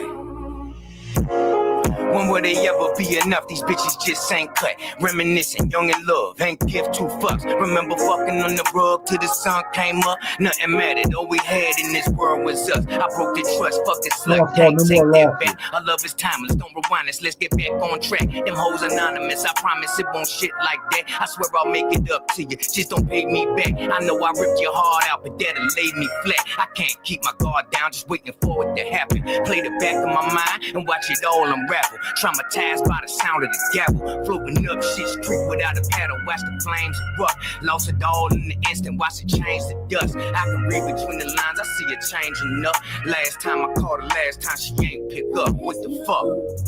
Don't wanna sit in silence. Yeah. He's got that Philly swag, that Italian swag. My dude is he's as Philly as they come, man. Not to interrupt, I'll tell y'all, I got a story to tell y'all how we met. I'm gonna let the video play out. Stick around, I'm gonna tell you how me and my brother met, man. When I say my brother, we don't share any of the blood. Y'all need to get that now. We don't share the same blood. That is my brother, man. That dude loves me. He's one of the people that if you talk bad about me in my presence and I'm not there, you know what time it is. That's how you know when somebody cares about you, man. He's not going to let somebody stand there and talk bad about you. And people know not to talk bad about me to him because they already know what type of time it's going to be on. To achieve true greatness, we must first learn to dwell in the darkness, sit in the silence, endure the pain, walk through the fire, and persevere with unwavering faith. The great sacrifice brings great glory. I miss you, Pops. Yeah. 20 years since you left, still ain't processed your death. Left a hole in me, ain't been able to stop it up yet. Only you and me coming up. Hope you never forget all the time we spent together, all the places we went. But my mind ain't been together since the day that you left. I ain't crying, I ain't bitching, placing blame and regrets. I'm just trying to paint a picture, lift this weight on my chest. I've been trying, but man, I miss you. I made a big fucking mess. Cause some time through me in prison, everything went left. Only time I spent with my children be behind that fence. Fucking guards won't let them in, cause the dog got a scent. Swear to God, took all I had. The name of the song is No More Losses, GT Philly, man. Y'all make sure y'all go sub up. I called him before I started this live tonight. I was going to try to bring him on. He does a lot of stuff. You can catch him on TikTok, GT Philly. Very motivational, man. Very smart dude.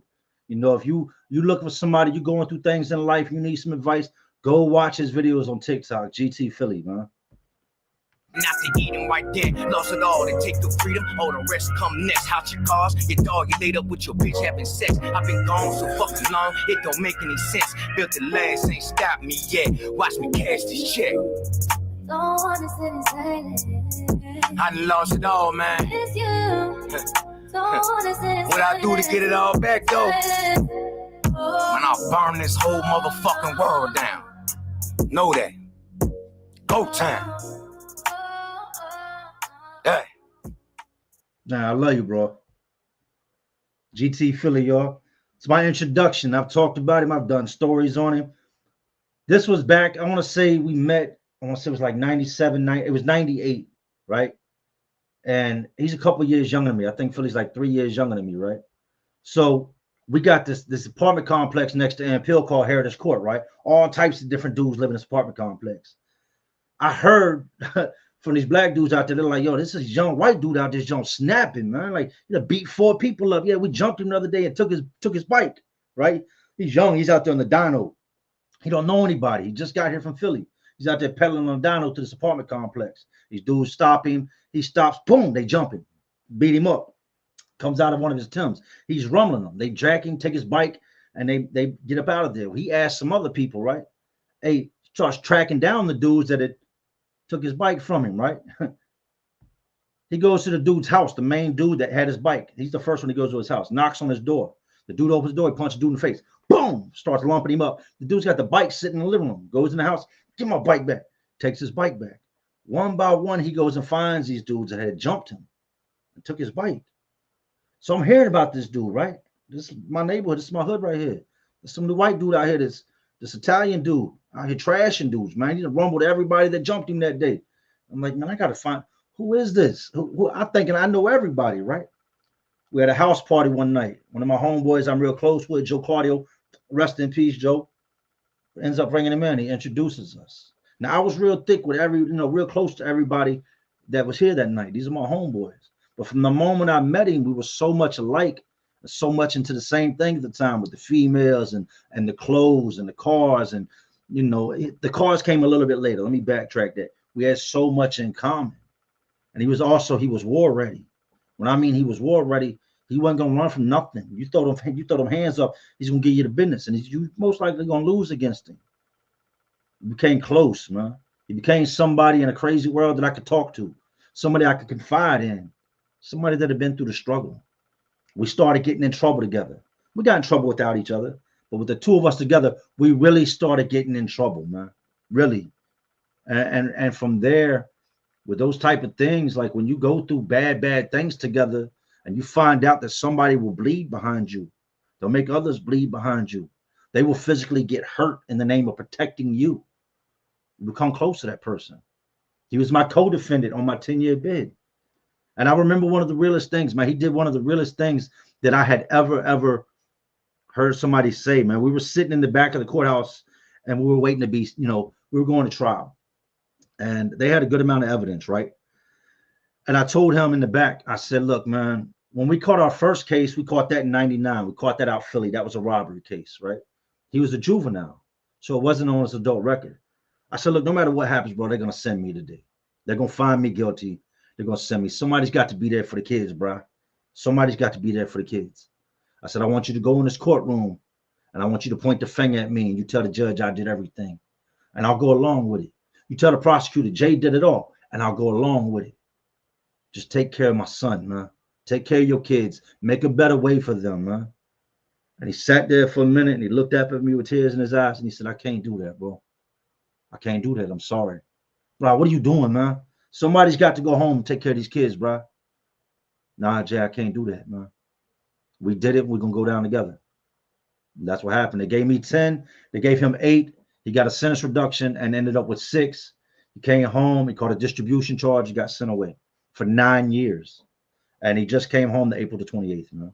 Shout out to him. I love him. Please go subscribe. GT Philly on YouTube. GT Philly on TikTok.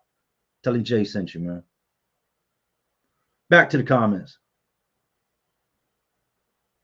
He said, this is what I was talking about with storytelling plus commentary live. Yeah, hey, crazy times. And, you know, I can own up to mine. I can be honest about mine, man. I got him into a lot of shit at times. A lot of shit. His pops passed, man. Rest in peace to his dad. And his dad left him a little chunk of change. So at the time that we caught our robberies, he was good. He had money. He was good. And he hit me up one day and he's like, Jay, what are you doing? I said, I'm about to go hit licks. And if y'all don't know what licks is, and there's no bragging, don't do this. You will lose your life. You will go to prison. I was out robbing. And he's like, but what are you doing? I said, I'm doing what I do, man. I got to get this money. You know what I mean? I'm hustling. I done lost I was coming off a bad relationship breakup, really messed up in the mind at the time. I said, you know, I got to get this money up, man. I got to get this money. And the hustling's just not doing it enough. And no offense to anybody, but the crackheads just wasn't smoking enough to make the money I needed. That's what we was doing was, you know, hustling that yak. And he said, yo, I'll be there in a little bit. His whole concern was trying to keep me from losing my life because I was a loose cannon, man. And he ended up going along with me and doing what I was doing and getting booked and leaving behind 2 children. You know? GT Philly, man. Let me throw that in the comment section. Let me see if I can go over here real quick and I might be able to copy and paste it, man. Y'all give me 1 second. Don't go anywhere yet. I'm not the most computer savvy dude in the world, man, but I try. You think just because I'm a YouTuber, like, nah, 99% of what I do on my phone, man. True indeed. I do on my phone. Well, I'm going to his page. GT Philly. Give me 1 second. Copy link address. All right, cool. Now let me see if I can post that over here.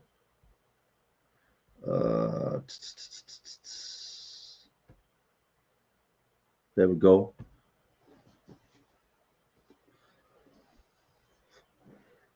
He said, is he signed? No, he's not signed. That's stuff he wrote while he was locked up that he dropped when he got out. But we were talking like a week or so ago, and he said that his life is kind of taking a different path, and it's a good path. He's like, and I don't know what I want to do with my music. I don't know if I'm representing myself wrong in it. I don't want to push a message that I don't believe in. Like he's on a good path, man. Y'all run them likes up real quick, man. We have been in here. Not sure how long we've been in here. Been in here a minute. Almost 2 hours.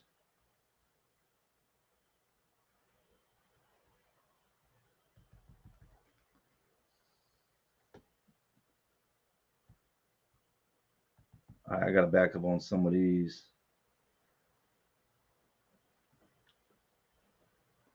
Aaron Russell, salute. True Dog on YouTube. Thank you. JD Delay, fucking love you, bro. Hey, I love you too, man. You're a solid dude.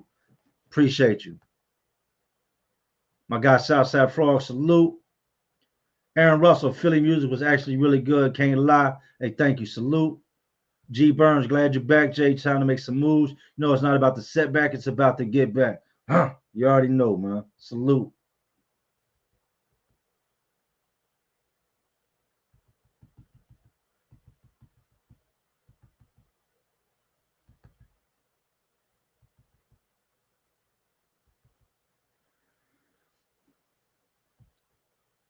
Dylan Johnson said, God bless you, Jay. Jesus is on the throne. Super Secret Club said, it ain't much, Jay, but I'm sending a little something for the holidays. Welcome home and salute. Hey, big salute and thank you, man. Sam Smith, hey, Jay, what happened to someone when groomed an underage girl in prison? Had a co-worker arrested on shift after we found out what he did. Wouldn't have guessed, but didn't seem like that kind of person. They usually don't. What's going to happen? He's going to get the same treatment any other offender gets. Somebody's going to extort him. Somebody's going to have him paying rent.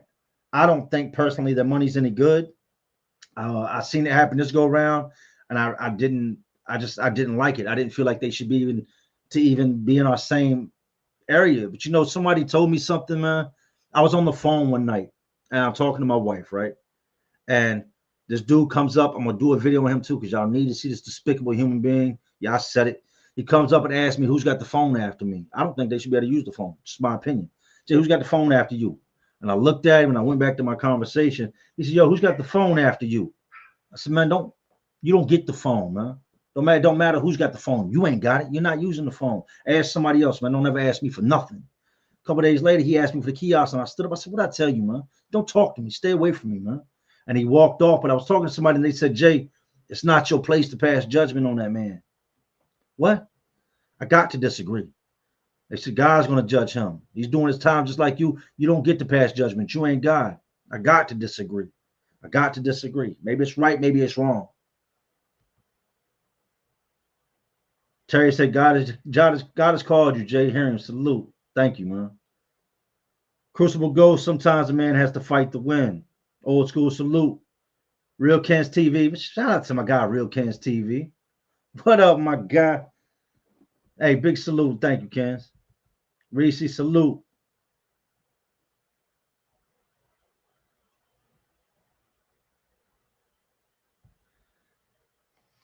Jay Hawks down 31. Yo, Jay, love your channel. In your opinion, do you think Laken Riley's killer will get what he deserves in prison, or the gangs protect him? It depends. If he ain't got nothing to bring to the table, and people getting at him can come with a price tag, what I think they're gonna extort him and they're gonna run him dry when there ain't nothing else to get out of him. They're gonna do the worst to him, as they should. I said it. Aaron Russell, what is your upload schedule looking like? Respect. Tomorrow, I'm going to get into editing the video. I know I said that last time, got sick, came down the virus, and now I have the kids out for school break. My wife's off tomorrow. She's like, yo, go ahead and get your videos edited. So I'm going to get the video edited tomorrow and upload it tomorrow on a Sunday. 1010, salute, love you, Jay from Australia. As always, listen to you at work and when I'm playing Call of Duty. Thank you, man. Cat Doc, salute. Aaron Russell said, was Philly always spitting bars? Yeah, that's something that goes way back in the day, man. It was, you know, I really thought about it, and I'm not trying to make anything about myself, but that's what we did. That's what I was known for back in the day, was the music. I just could never take the music serious because I was never around long enough to really pursue it. But he's gotten good. He's honed his craft, man. And with being locked up, you got nothing to do but get better at whatever it is you like to do. So, yeah, he's been doing it a long time, man. Let 273, I wish the prisons, jails was like in Puerto Rico. These people with the charges don't last in PR. I did time in CF and the House of Corrections. Been through both of them, so you already know. They shut the House of Corrections down, which is great.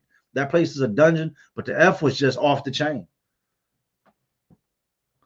Cat Doc, salute, Jay. Still wanting to get my story and also make a difference in Kensington and raise awareness of Fent and the Trank crisis. I don't know if you hit me up. If you didn't hit me up, please reach out to me. You can hit me on Instagram at JLet'sLiveLife or Gmail, JLet'sLiveLife@gmail.com.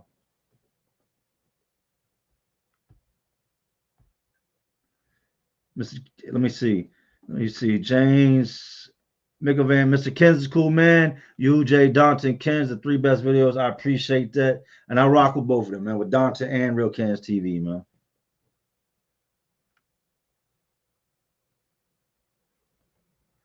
Look, this dude said, usually when a pedo gets caught, they have at least 5 other victims beforehand. I don't know the statistics, but I would agree. I would say there's always somebody before they find out who it really is or what the person was doing. This dude, the last time, the dude that I'm gonna do the story on. This dude was in there for production and distribution of child videos, right? He had already done time and got caught doing it again. And they let him back out. It was the third time they caught him before they really gave the man some time. And I think they gave him like 25 years on it on his third offense. But you know how many people we hear in the process of doing what he did? Like, how do you still get a release date? I don't think that there's any rehabilitation for people that do that type of stuff. I don't. I think it's a sickness beyond what we can comprehend, a sickness beyond, like, I get robbery. I get it. I understand it. I can get a fist fight. I get it. I understand it. I can even understand homicide. I've seen situations where that's what it called for and that's what had to happen. I've seen crimes of passion. You can never, ever in a million years make a assault of that nature, one of them that's sexual, makes sense to me. You can't. You can't justify it. You can't justify somebody doing something to a child or saying that, well, give him some time and he'll be better. No, no, no, no, no, no. Why would you risk letting him out again to do it? If he's caught, it's proven that he did it. There's no miscommunication. There's no maybe ifs or what. No. If you know 100% that he did it, he's where he needs to be. And letting him back out in society, it's just a chance for him to do it again. Why would you take that risk? Why is it? Come on, stop, man. Stop.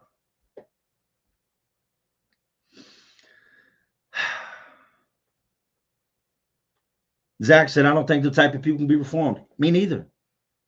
Nothing will make you more angry. There's a lot of things that'll make you mad when you're locked up. But here I am. I seen one dude return 3 times. 3 times. And there was a different victim every single time that guy came back to prison. 3 times. In the time I was down for 10 years. I watched him go through the most crazy things you could think a man could go through while incarcerated. He would still get out and do it again. Still get out and do it again. Come on, man. Stop. Stop.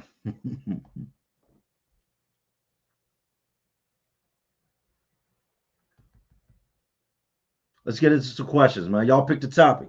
Let's rock with it. I'm going to watch the comments for a section.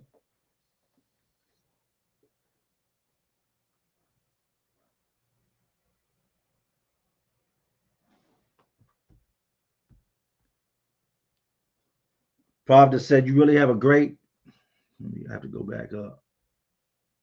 Talent for words, something. You really have a great talent of words. I think you're better than Mr. Ballin. You know, somebody told me one time, and I think I screenshot it. Like, you know, you're doing something when Mr. Ballin says you're a great storyteller. I didn't know who the dude was at the time. So I went back and I looked up for the comment and I found it, and then I went and found him. And it was an honor to have that dude comment and say, hey, you're an amazing storyteller.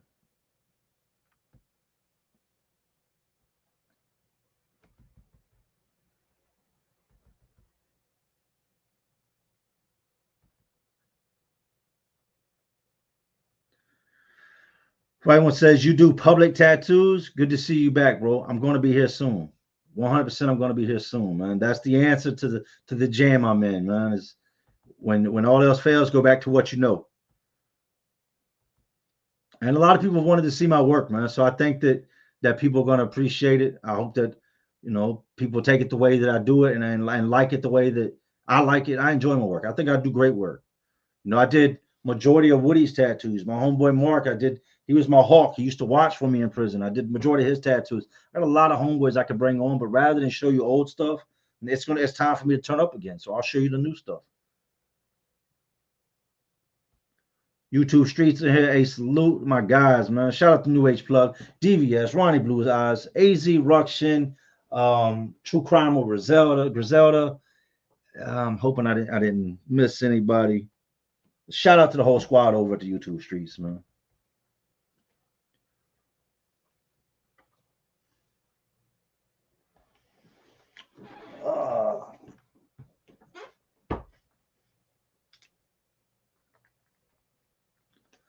Misty Fisher said, what is the one thing you've always wanted to do but haven't done yet?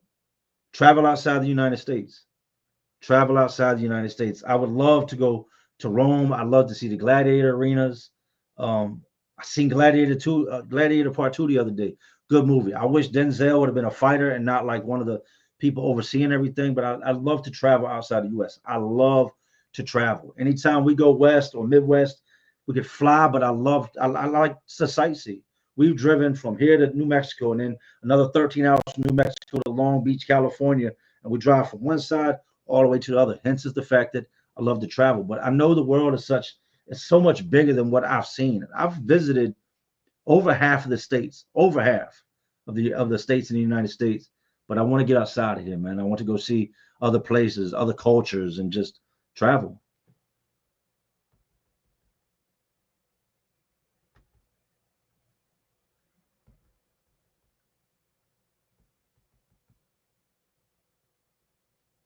Aaron Russell, how do you take the love of your fan base? I'm sure it was a lot to take in. It was scary at first, man. The first time I had somebody approach me that like just come up to me out the blue was like, "Yo, you Jay?" And this is a straight street dude. I don't know what it is. I've said this before. I'll say it again. Like I don't know, white people like are kind of standoffish when they see me in public. Some people just don't give a shit. They go run up on you.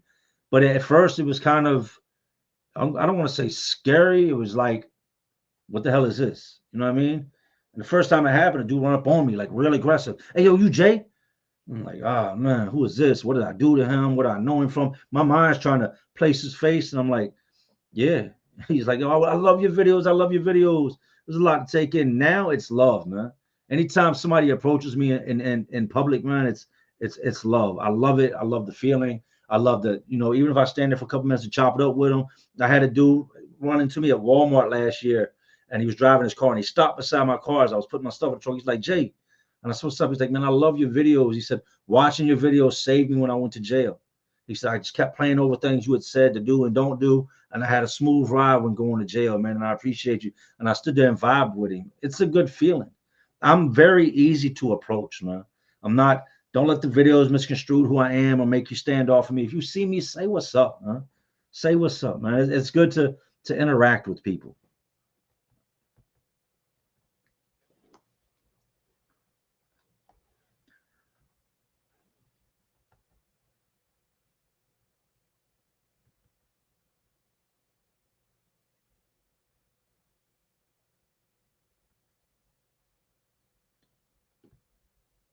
Reading your comments again.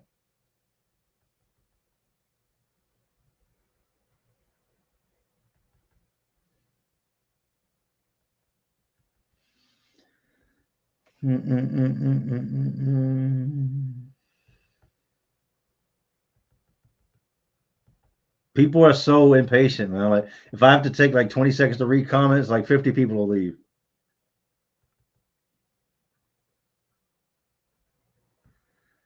Roger Walsh said, what was the most surprising difference being in this time? Glad you're out. Stay strong. The guards. Aside from everything I've already talked about, the guards. When everything happened with the whole George Floyd situation and the other events that popped off after that, that really, really like brought people's attention to what the police were doing, correction officers took a big hit too. It was no longer cool to go be a CO. So they couldn't keep people in these jobs. So what they're doing is they're bringing people in that would never have any rank. And to make them stay, they turn them into sergeants. You got to do this. 22 years old. He's a sergeant. We had a sergeant, and shout out to her. She's watching this. I don't want to, hurt her feelings. Anybody that's got a disability. But we had a female sergeant, a black woman at State Farm that had one hand. She had a straight nub. Like, I'm not saying that you can't do the same job anybody else does with one hand, but being a correction officer is very hands-on. You spend a lot of time handcuffing people, breaking stuff up. You kind of need both of these to slap the cuffs on them. They were just giving anybody's positions in DOC. There are so many youngins working in DOC. It is so demeaning to have a 19-year-old tell my son, hey, you need to go lock down. How you going? You can't tell me what to do. You got a curfew. You still get grounded. Your mama got to play the food for you at home in the microwave. I'm a whole entire, you know what? I'll put myself in a situation. But that was shocking. Not only that, I don't know if this is anywhere else but Virginia. Shout out to the Africans before we do this. I have to always make something right because people just try to find something bad to say. They have hired some shit Africans. And no, I'm not talking about black people. I'm talking about Africans. I'm talking about English is not their first language. They are deep and will bust your ass. Like they're a different type of people. The penitentiary guards, as it's like 3 out of 5 guards were straight African, straight from Africa. I've told y'all this before. Somewhere in Virginia, there's a whole community of Africans that work at DOC, and they're deep, very strong accents. It was never like that. You had a very big mixture of guards, except for like Greensville, was like predominantly black with the guards. It's now predominantly African. When this happened, how it happened, them dudes don't give a shit what you think about them. They don't care about the George Floyd situation. They don't care about the fact you dislike them for being a correctional officer. This is paying $20 an hour. It's got benefits, and I get a cool uniform. That's what I'm going to do. But crazy.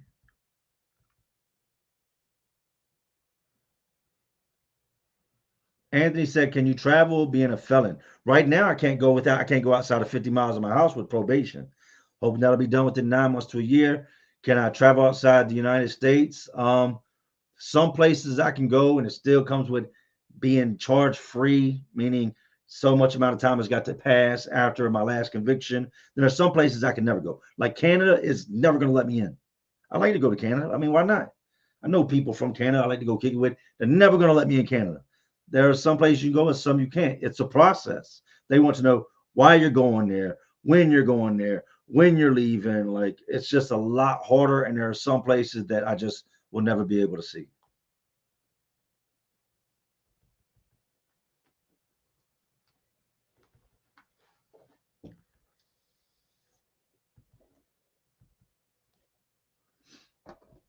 Check this phone real quick.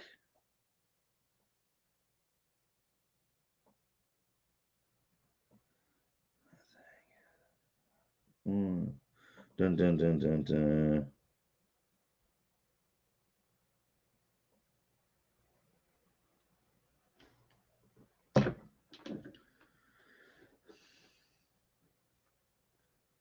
Chamberlain said, as fast as this chat is moving, you'd think they'd give you some grace. And it's on slow-mo. If anybody knows what that means, I've got it on slow-mo. But on my end, it looks like the Matrix. Chaos 3310 said, have you ever met a serial killer? Yes. 2, to be exact. And I met one that was completely, I want to say undocumented. I've done a story on him. He's since passed away, dude by the name of Ernie. Ernie was an old white man that came to trust in people, and we sat down talking one day, and that man said something that kind of like shook me to my core, just thinking about what he had just said. The man said, the hardest part of skinning a human body is the nipple. True fact. He said, no matter how many times I've done it, every time I get to the nipple, I mess it up. Didn't expect that. Ernie was an old, like, country boy, hillbilly status that lived way off in the mountains, that had taken a bunch of different lives. A bunch.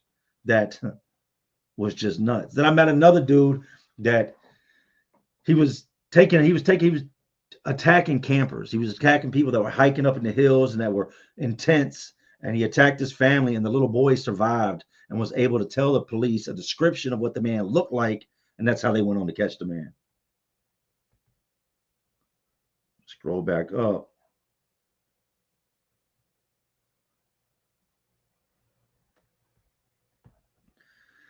Murray's mood swings. Hey, Jay, my nephew is currently in prison. He talks about how he is going to need space and isn't even a fan of a hug. How should I approach him, or what are your thoughts with this? Give him his space.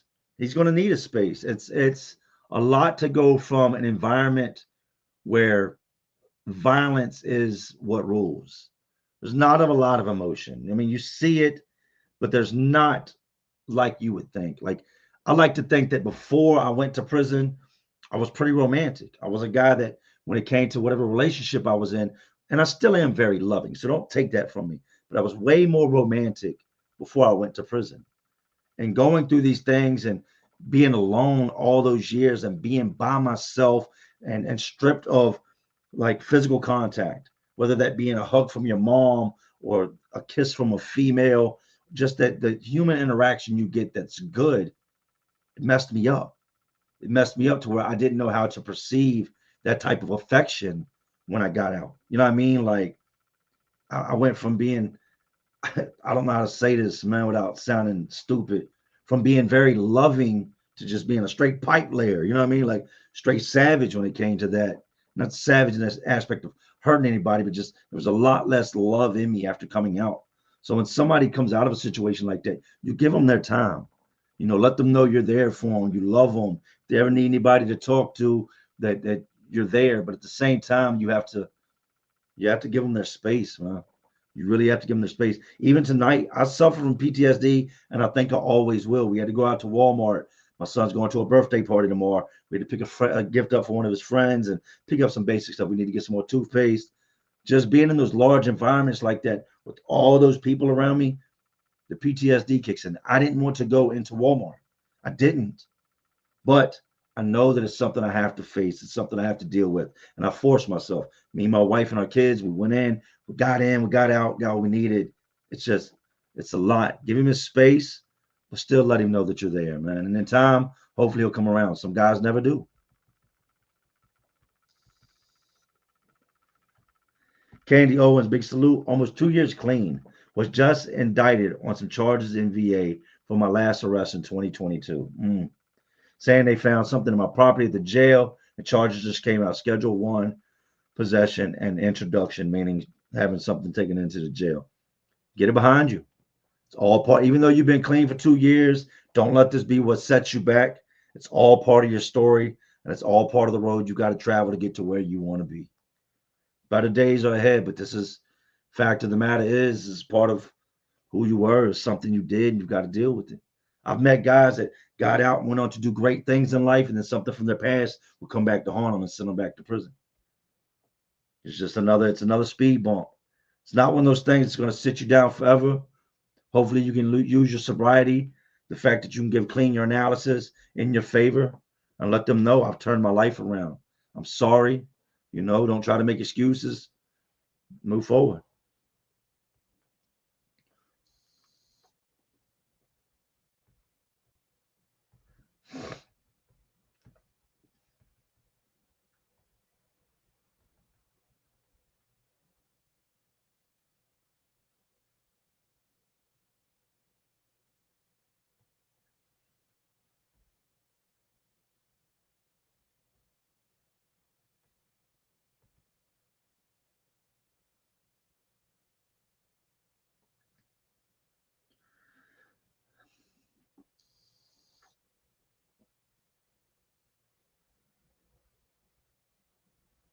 This comment right here, right? I can relate to. When I got out, I went to Walmart and it felt weird being able to walk around, do what I want. I hated people looking at me because I was around the same people every day. It was genuinely hard readjusting. My first trip to Walmart, now remember, I hadn't been to a Walmart supercenter. I'd been to a Walmart when it was just like Walmart prior to me going in was like the equivalent of like Kmart or like what Target used to be. They didn't have the food and it was like a quarter of the size it used to be. I didn't know it had gotten so large. Me and my wife go in. This was 2014, July 10th, 2014, the day I got out. And just the colors, all the selections, and then all the people being close to me, it was a sensory overload. It scared me worse than being in prison. I felt safer. This is going to sound crazy. I felt safer being in prison than I did in Walmart. We're in line, and my wife is all up close on the lady in front of her with the cart. And I'm like, "Oh, move your cart back." She's like, what's the problem? And you know how people are in the streets are all up on you when you're out shopping. I'm like, move your cart back. You're all up on that lady. She's like, it's not a big deal. I'm like, yes, it is. It can pop off like you're in a personal space. You can't be invading people's. That's my prison mentality of give people their space. 2 feet, 2 feet. You know what I mean? Like we were giving each other 6 feet before the COVID hit. It was so much to take in that I ended up leaving out the Walmart. I started feeling like I couldn't breathe. Like I started hyperventilating. I started feeling like people were looking at me. I felt like something bad was about to happen. And I took off out and I got into the car and I leaned the seat back almost like I was hiding.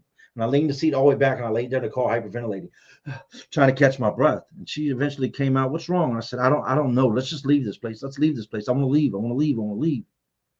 That was my PTSD. I was petrified of being at Walmart. Yet I'm okay walking the yard with guys that have done the worst things you can think about.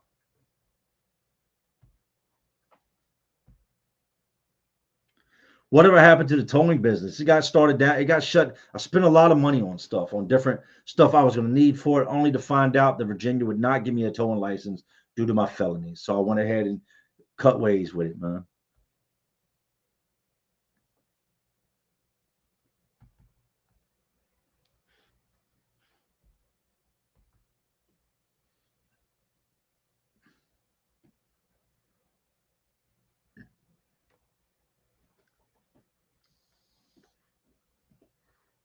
Hey, Andy Carly, let me do you a favor, right?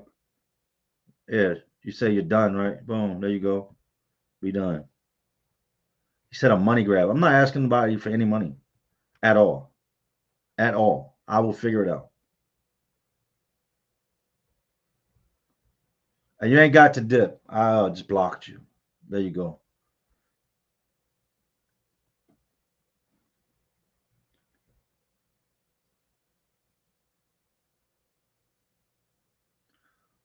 Well, look, I'm gonna jump up out of here, man. I'm gonna jump up out of here. It's now almost 12 o'clock at night. I appreciate y'all. I love y'all. Thank everybody for coming through. Chaos said always got to be some dumb man. Some people are just miserable, man. And that's I was getting ready. Let me say this one more time.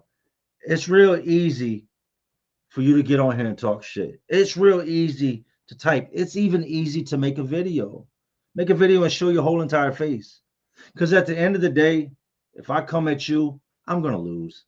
With my record, I'm going to lose. I can win the fight 100 times. I'm still going to lose. And then my kids lose. So you do what you want. You say what you want. Hey, like I said, I'm not sassy enough to get on here and be some YouTube gangster. I'm just not, man. But with all that being said, I love y'all. I'm going to get out. Boom, boom. Go get some sleep.